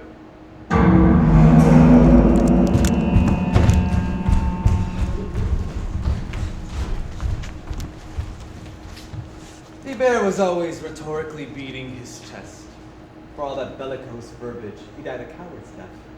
He had to be dragged whimpering and wailing to the guillotine, unable to walk straight up like a man. Now, we must also stop the defamatory attacks from Desmoulins and Danton. We must also move against those implicated in the vast East India scandal. In doing so, we can consider exterminating their friends, Danton and Desmoulins. Danton is a corrupt man of uncontrolled emotion. With his hyper rhetoric, he attacks us and presages his own death sentence. You are too hasty. Think carefully about arresting a national hero of the revolution like Danton. Many patriots will ask why exterminate such a fabled icon. A head like Danton's will cost many others. Carnot, our committee's wise military expert, is right. His camaraderie and charisma remain popular, but let me draw up an indictment of Danton. We can discuss then whether my arguments for his death are strong enough to win the day against such a dangerous adversary. Let me be clear. My prior affection for Desmoulins and my long friendship with Danton will not cloud my judgment. We must be guided by what is right for the Republic. Perhaps you could meet with Danton. Persuade him to retire back to his country home with his Louise and give up his slander of our work. I think there is little prospect of success with a man so bullheaded and full of himself. But let me try. Pass the word that he and I should have a private dinner.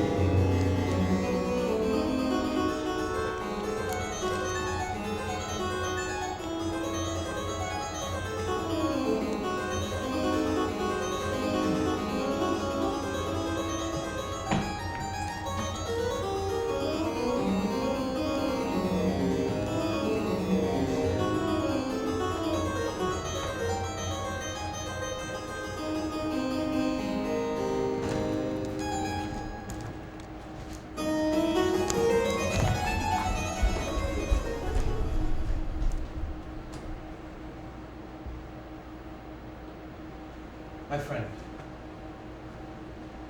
as I said in my letter, I am deeply saddened by the untimely death of your Diane.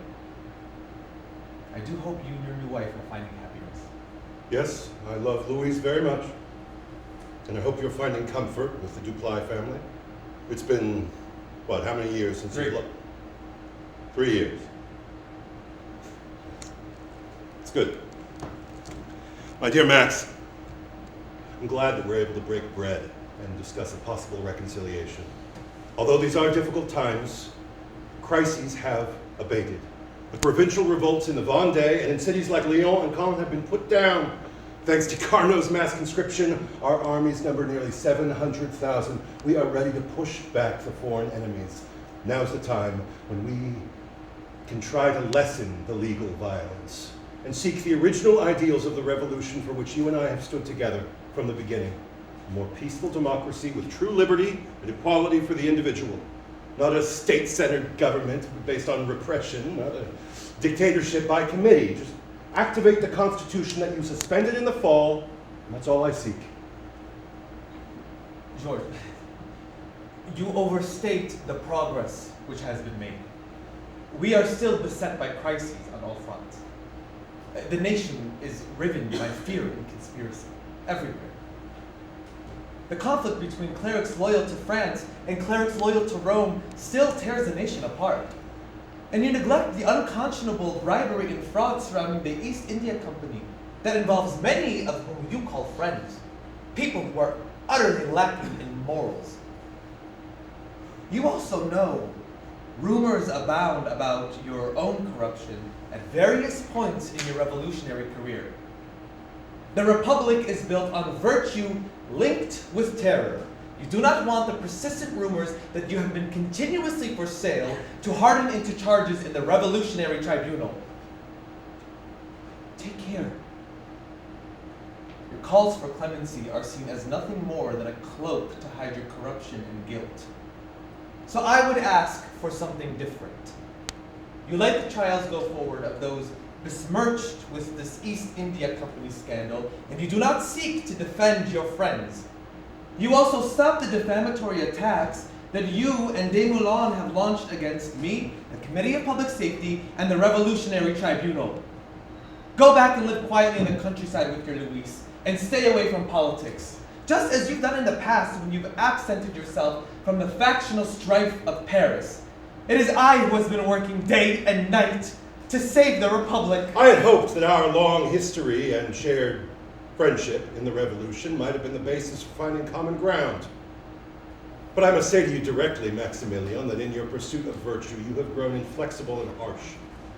You seem to have no sympathy for those who are not as rigid or incorruptible as you envision yourself. That way lies tragedy, Max.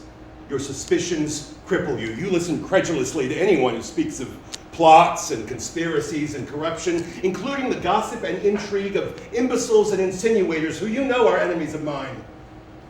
And not everyone in France is born with revolutionary blood in their veins, and for that failing, they should not be treated as criminals.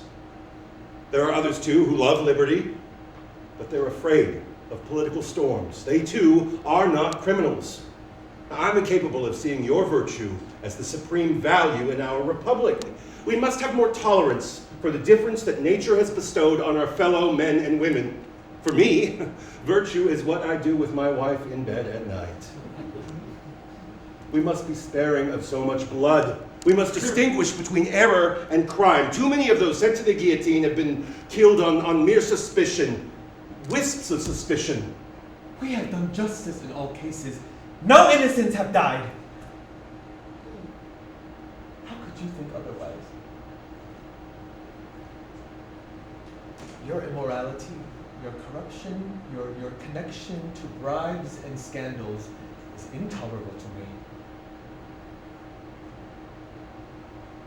There is no place of rest between us.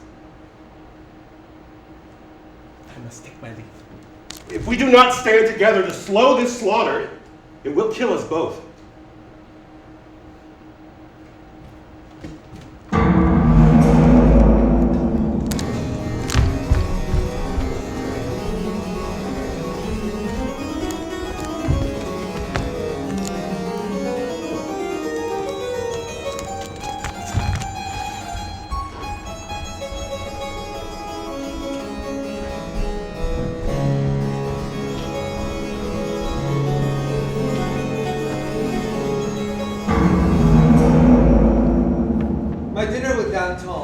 achieve nothing.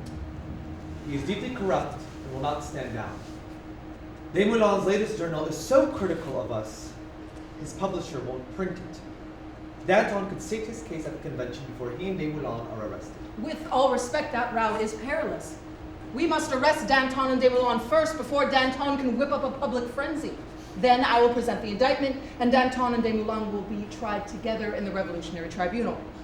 Do not let Danton take the initiative. We will gut that big stuffed turbot.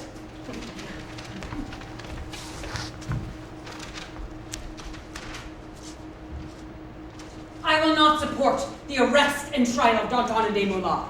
I am here to save citizens, not to kill patriots.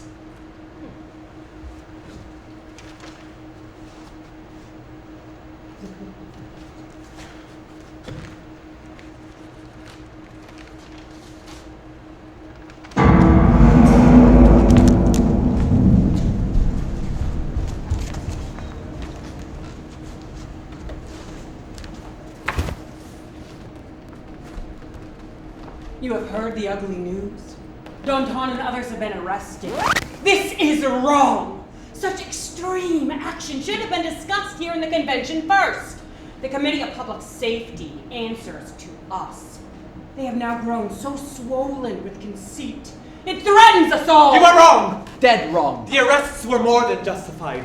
We shall see on this day if the convention knows how to break a false idol. Danton's past relationship with me, his past inflated reputation, shall not prevent his trial. We serve only the Republic, not individuals. Saint-Just has a list of charges. Condemn Danton!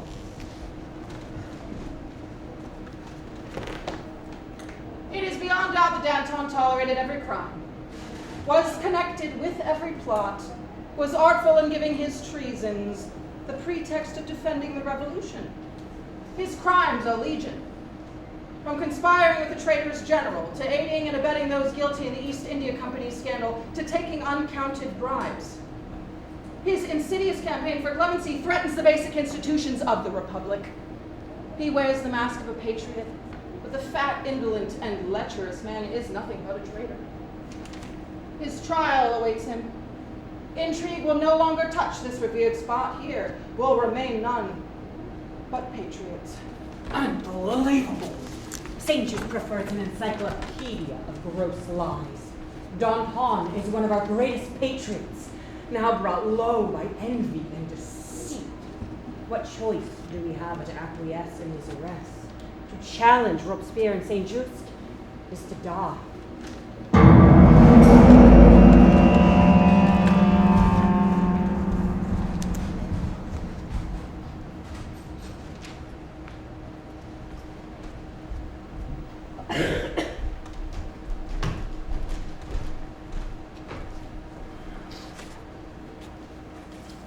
You! Give your age and address. 33. Same age as the sans-culotte Jesus Christ when he died. And I live in a world of truth. And you, address and name. I shall soon be living in the void. As for my name, you will find it in the pantheon of history. Provided they let me speak, I am sure of routing my accusers, who shall be the ones begging for pardon. Men like me cannot be bought. On our brows are imprinted in bold characters the seal of liberty, the genius of republicanism. After my history in this great struggle, I'm accused of having crawled at the feet of despots. Ridiculous. Let us have our witnesses. Let us have our evidence. Let us show our true role in this glorious revolt against monarchy, the church, aristocracy, and privilege. Let me interrogate each and every member of the Committee of Public Safety. Let me show how they have perverted the ideals of the revolution and now impose on France an autocracy driven by fear and violence, which these gross hypocrites claim is in the name of democratic virtue. Oh, bring them on, vile imposters. They cannot hide from public condemnation. Does anyone here truly believe that I'm a conspirator? Or am guilty of any of the false charges? I've been instrumental at every stage of our struggle, from storming the Bastille in 1789 to rallying the nation against the Prussians, to trying the king, to raising the revolutionary army, and now stopping our dictators from turning revolutionary France into a morgue, fetid with the stench of death. It's outrageous. Look at the citizens in the gallery, laugh. They know how absurd is this twisted prosecution. As for Robespierre and Saint-Just, well, they will have to answer to posterity. And posterity will make them answer for beheading the truth. I am in the dock for one reason, writing a journal that detailed their perversion of law. Didn't you hear the bell? Oh, the voice of the man who has to defend both his life and his honor must vanquish your little bell. People will hear my voice, not just here, but across all of France. Our revolution began with the necessary dismantling of those avatars of the past: monarchy, the church, aristocracy, and privilege. But this breakdown of authority led to decentralization, fragmentation, social turbulence, vicious factionalism, and bitter rivalries. Demagogues took advantage of the working people, stoking insurrections, which sought change in the organs of government through violence, not through reason. And all of this took place amidst pervasive fear of enemies, foreign and domestic fear, stoked by the actual betrayals of certain false patriots. Instead of true leaders, we have found ourselves with despotic centralization of power, imposing state-sponsored terror. This so-called court has now seen Danton. It was just a year ago that I helped to institute this revolutionary tribunal. May God forgive me. I didn't know then it would become the scourge of humanity. Soon, unless the people drive this tribunal from its wicked course, I will sleep in the bosom of glory. I shall never beg for pardon. You'll see me fly to the scaffold with serenity and the calm of a clear conscience.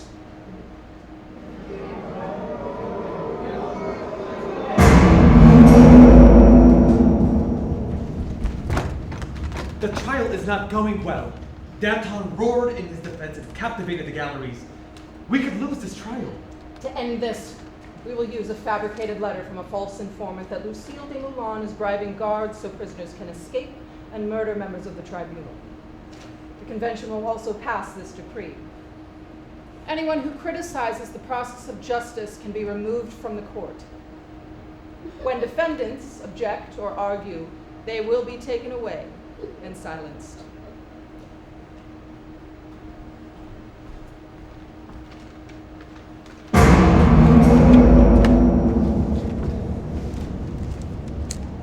The convention has news of a prison plot to murder members of this tribunal, greased with bribes from Lucille de Moulin, wife of the defendant. Jury, have you heard enough to declare a verdict? Yes, we are ready. We're going to be judged without being heard. We have not produced evidence in our defense. We haven't called witnesses, including the cowardly members of the Committee of Public Safety. Ready to pronounce a verdict? That's impossible. It's folly. The name Danton is engraved in every chapter of our revolution. Due to the convention's recent decree, the defendants are criticizing justice and shall be removed from the courtroom. Guards! Do with me what you will, but spare my beloved Lucille! She's innocent! What is the jury's verdict? The defendants are guilty of treason most foul. Sentence of death will be carried out this afternoon.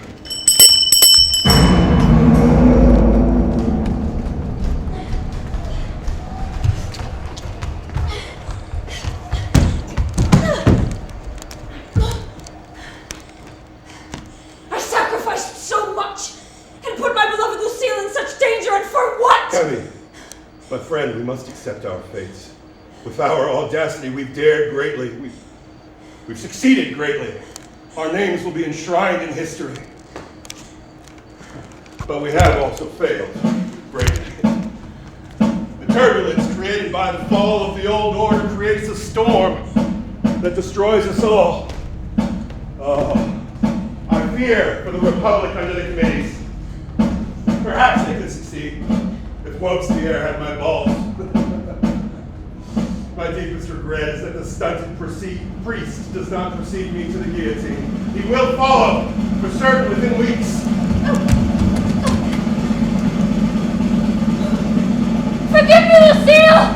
May we meet again in a better place! Don't forget to show the people my head. It will be worth it.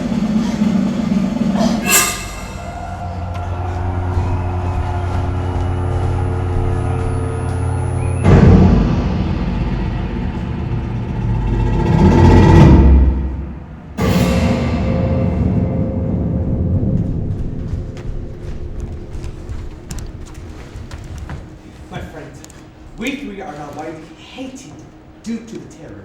What can we do? Let us first consolidate all trials across France, in Paris, to accelerate the death of our enemies. We must completely suppress the people's protests. This means absolutely prohibiting the political gatherings of the poor in Saint-Culotte. But that total ban will stoke citizens' anger, costing us whatever's left of our popular support. Cloton is right. Stop working class unrest.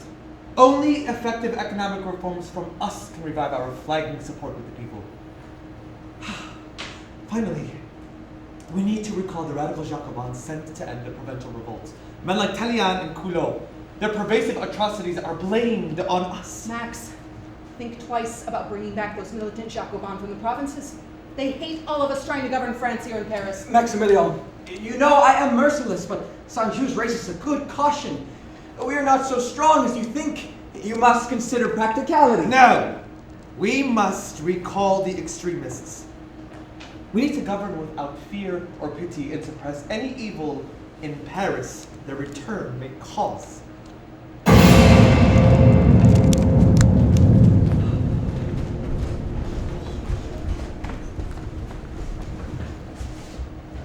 Dark cloud of distrust now hangs over the convention.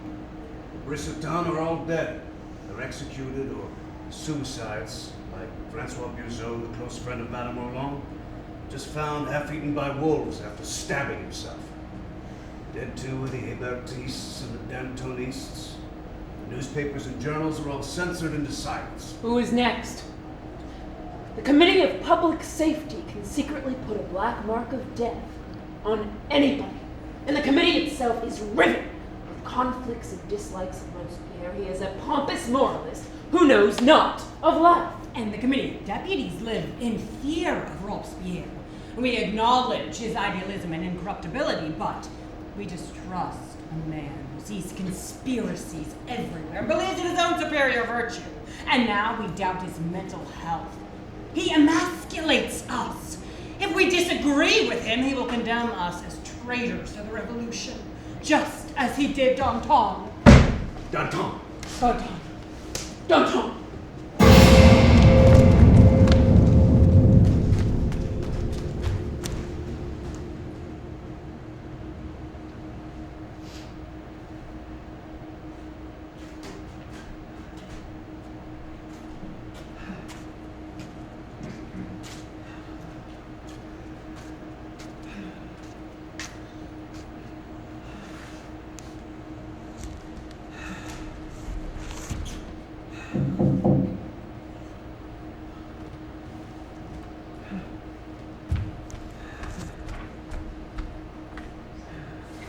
May I see Citizen Robespierre? We miss the old regime. He is a man of virtue. He is a man who is killing France. Our society is torn between old and new. Vive la France! Vive those who despise him. Up! No! Down with Robespierre! She has a knife! Please! Please! Arrest her now! She talks dangerous nonsense. She is a threat to Robespierre. She is an assassin. I only wanted to see what a tyrant looks like.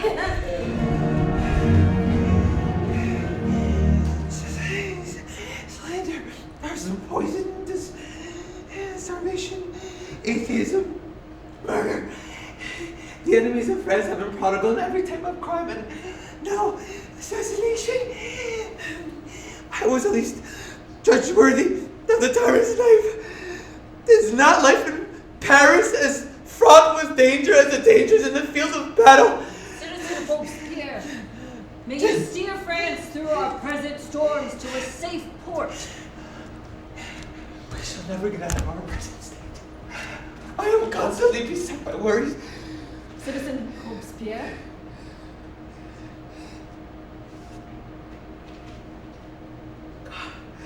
I'm losing my mind.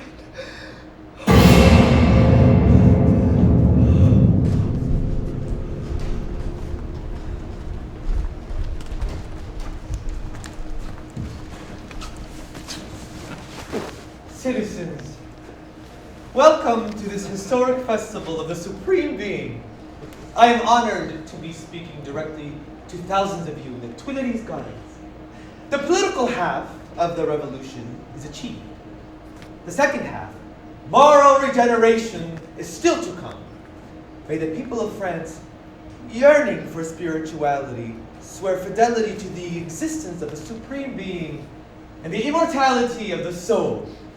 May the people bind France into one nation by enshrining in the fibers of their being a universal ethical code. To detest bad faith and nepotism. To punish tyrants and traitors. To defend the oppressed. To behave with justice towards all men. To be benevolent. Huh. This festival, celebrating the Supreme Being, sets France on a path towards unity and happiness, far removed from the arrogant, hierarchical Catholic Church. Nature. How sublime. How delightful that power. How the tyrants must turn pale at the thought of this festival.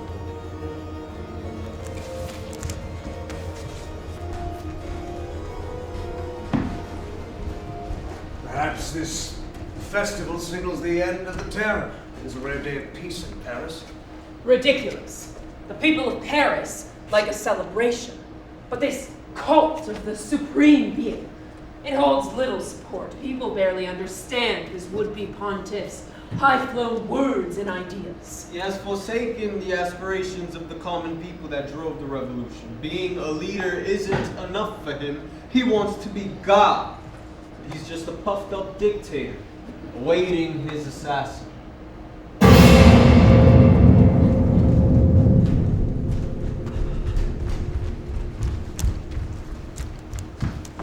The terror must accelerate to stop the ever-growing conflict and chaos. Tomorrow, Couthon will propose a decree that broadens the definition of suspects and narrows their opportunity for defense. Max, why take such draconian steps so soon after the festival? Simple. Overcrowded prisons threaten murders, revolt. We must kill more inmates more quickly. Also, we must stop histrionic offenses like Danton's and the Revolutionary Tribunal. This new law of suspects is also needed to counter the continual threat of assassination.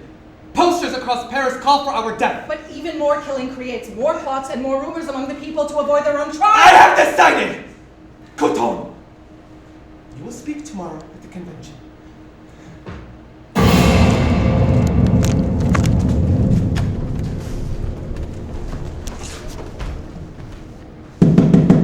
I propose a new law of suspects.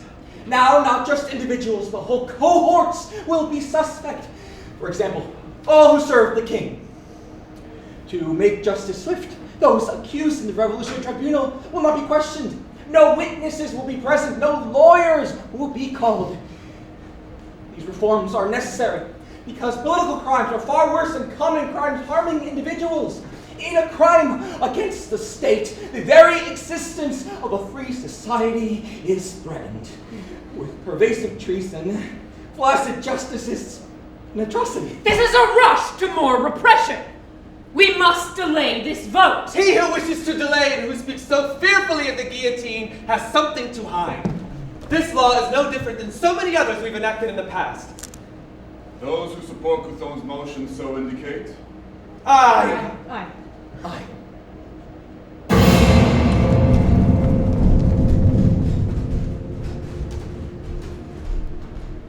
Under the new law of suspects, the death rate is 10 times greater than it was before. Normal citizens like us are terrified to speak for fear of being arrested for saying the wrong word. Yes, innocents are being slaughtered. Friends from the old regime are executed, even while leading quiet, apolitical lives. Robespierre wanted the terror to impose order, but he has only sown a violent wind, which has reaped a spectral whirlwind which will kill him and us. We live in a crazed time, waiting to die. The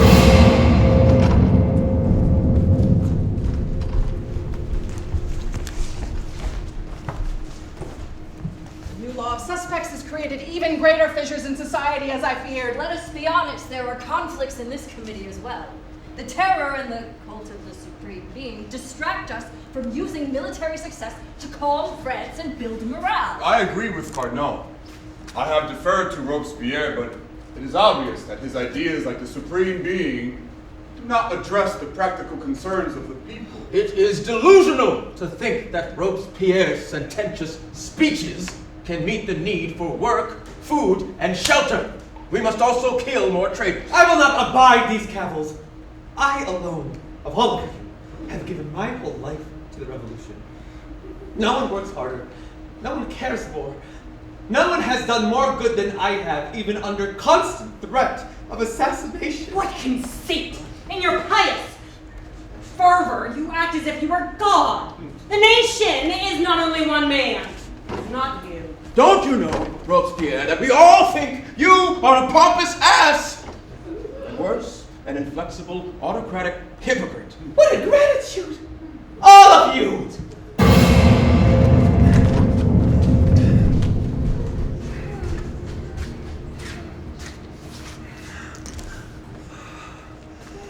My friend, are you ill? You have not been seen in public for more than a week. Do not know what is wrong. I am unable to control my thoughts, incapable of work to sustain the Republic. Conspirators and traitors are multiplying everywhere. After all these fervid years, it may be, Max, that you're simply exhausted. But you cannot absent yourself from politics and ignore your enemies. On public safety, our unity is coming apart. The militants and administrators think your pursuit of virtue is worthless in practice. In the convention, those loyal to Danton hate you with a fierce passion. And the militants and the violent Jacobins were called from the provinces like Tallien want to execute you before you execute them. You must get well to defeat your enemies. And you must do so soon. Your absence is interpreted as your penchant for secrecy. And people fear you are plotting against them. I know.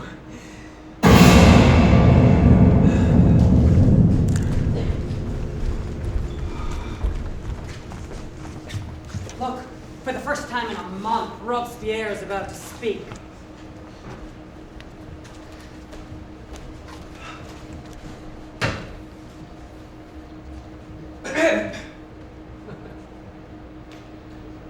Other revolutions require nothing but ambition.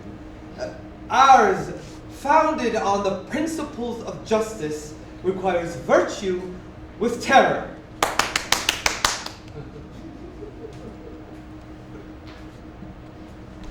To preserve corrupt power, there are treasons in the heart of this convention, in the Committee of Public Safety and the Committee of General Security. Cambon, head of finances, is an example. A friend to now dead traitors. We must purge these villains. Those who I charge persecute me, a living martyr of the Republic. I receive only spite, defamation, and abuse. Who is Robespierre to accuse all of us? And me by name. He gives no example of why my efforts have not always been in the service of the nation. We must face a brute fact. There is one man paralyzing the National Convention, and that man is Robespierre. Give the names of the deputies for which you accuse. If you have something important to say, then say it. I refuse to name names now. To rip asunder the veil that covers this dark iniquity. It is an outrage for Robespierre to level charges without names. This is his most common tactic. He alleges conspiracies to create fear, which he uses to enhance his own personal power. I'm on Robespierre's list for execution, but so are you, my friends. He condemns all, not caring that he offends so many. So it is decided. We shall not print the speech of Robespierre. Instead, we'll send it to the Committee of Public Safety for examination. My speech is to be reviewed by the very people I accuse? With Robespierre, Couthon, and Saint-Just absent, now is the time to plan their end. Either we kill them, or they kill us. Yes, we must plot with others like Talleyrand. We stop Robespierre and Saint-Just from speaking tomorrow morning in the convention, and then we arrest them. Tomorrow must mark the final day of Robespierre's sway over France.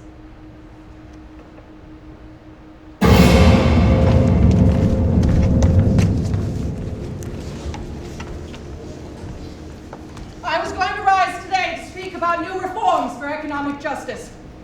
But the perils of the time demand that I follow my colleague Robespierre and identify those plotters within the government who would destroy the Republic. Silence, Saint-Just! Robespierre and you and Couthon shall dictate to us no more. You are revealed as traitors, conspiring against France. You shall not speak, we shall not listen. Look at Saint-Just. He of the rapier tongue is mute. He's paralyzed. I demand an opportunity to speak and to defend I deny Citizen Robespierre time to speak. He has lectured, hectored, and misled us. He has become an enemy of the state. Citizen Talleyrand, what would you have us do? This dagger is the remedy for tyrants. Tyrants! I demand to speak. Tyrant! Tyrant! Silence, Robespierre! The blood of Danton chokes Robespierre. What he did to Danton, he will do to us all. I am a Jacobin, as are many of us. But enough! I propose a decree for the arrest of the homicidal Robespierre, the snake Saint-Just, and the murderous Couthon. The decree now calls for the arrest of those conspirators. I ask for its approval. Approved! Approved!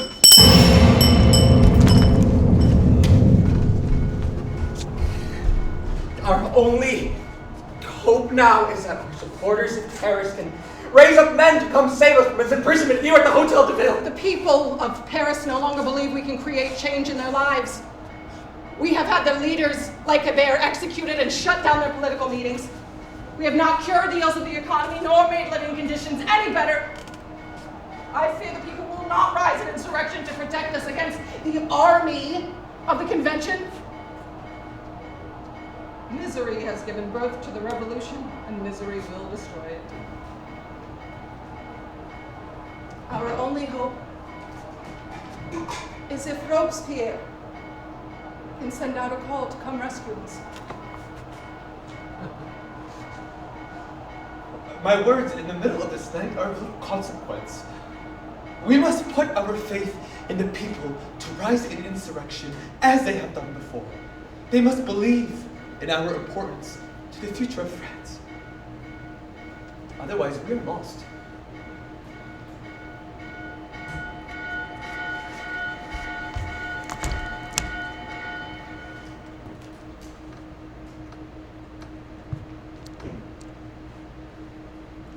The local militia protecting us has vanished in the night.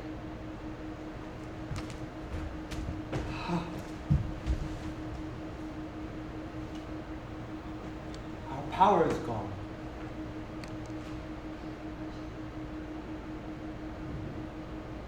The terror we unleashed will now claim me. My ideal of France, my life's work, shattered.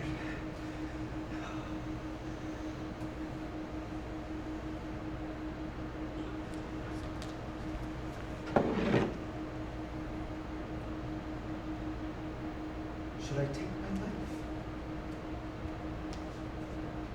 Let the guillotine take my life. Surrender! You're under arrest! The revolutionary tribunal pronounced your traitors late this afternoon! Immediate death under the people's prison!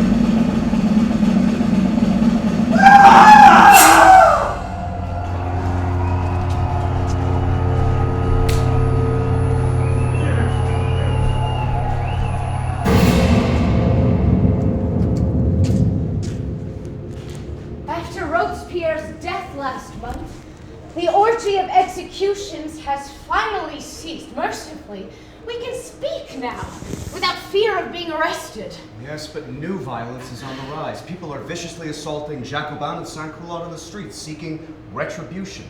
They are also blaming Robespierre as the sole cause of the terror, but despite obvious flaws, the egalitarian and incorruptible Robespierre embodied revolutionary ideals. Rubbish! Despite his aspirational rhetoric, he was a monster in action. He trusted no one. He created conspiracies out of nowhere.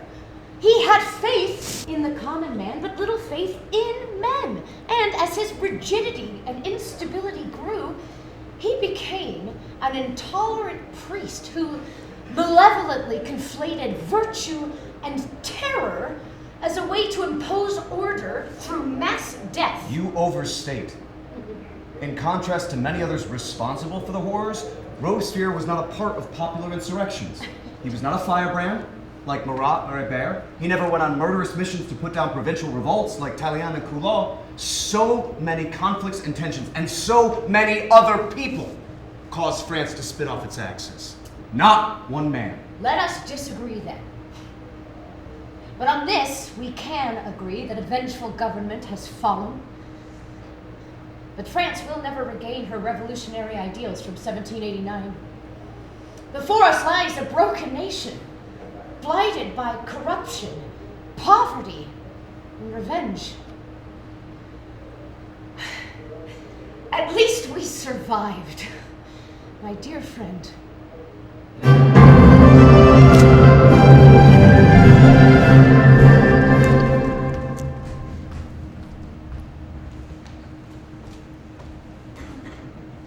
Teresa, our guest will be arriving soon. Yes, but remember, Tallien, you must act your new part as an anti-Jacobin and a man I keep at my sufferance. Do not threaten me. You are within my debt.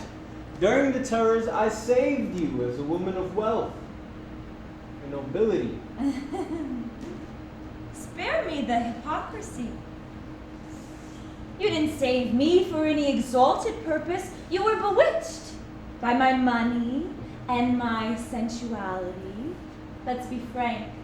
I seduced you to save myself. I know. So now the tables are turned. Because of our mutual desire, I am protecting you with my wealth and my title, despite your Jacobin crimes. I reported to my friends the lies you told, portraying Robespierre as the sole architect of the terror. We must win over our guests tonight.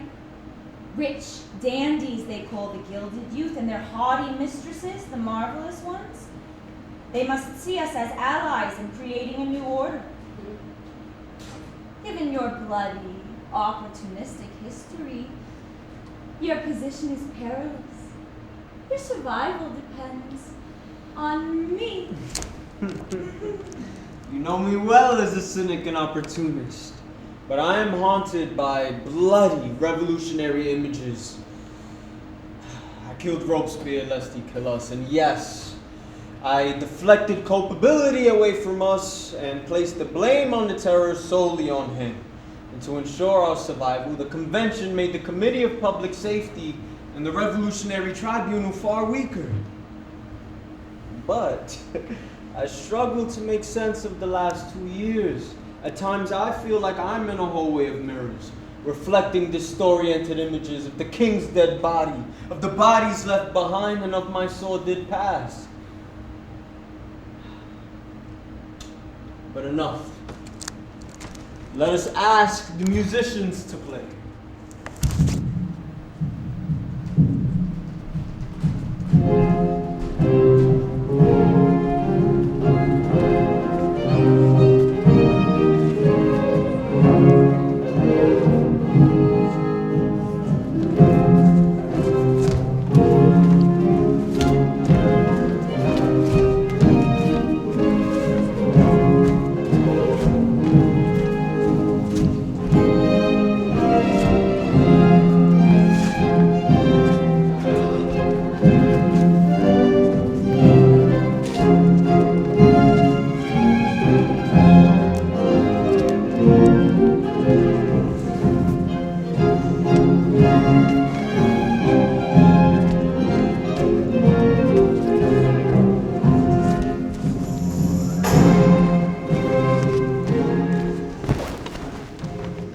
15 years after 1789, when the revolution against the king and the old regime began, France returned to autocratic one-man rule.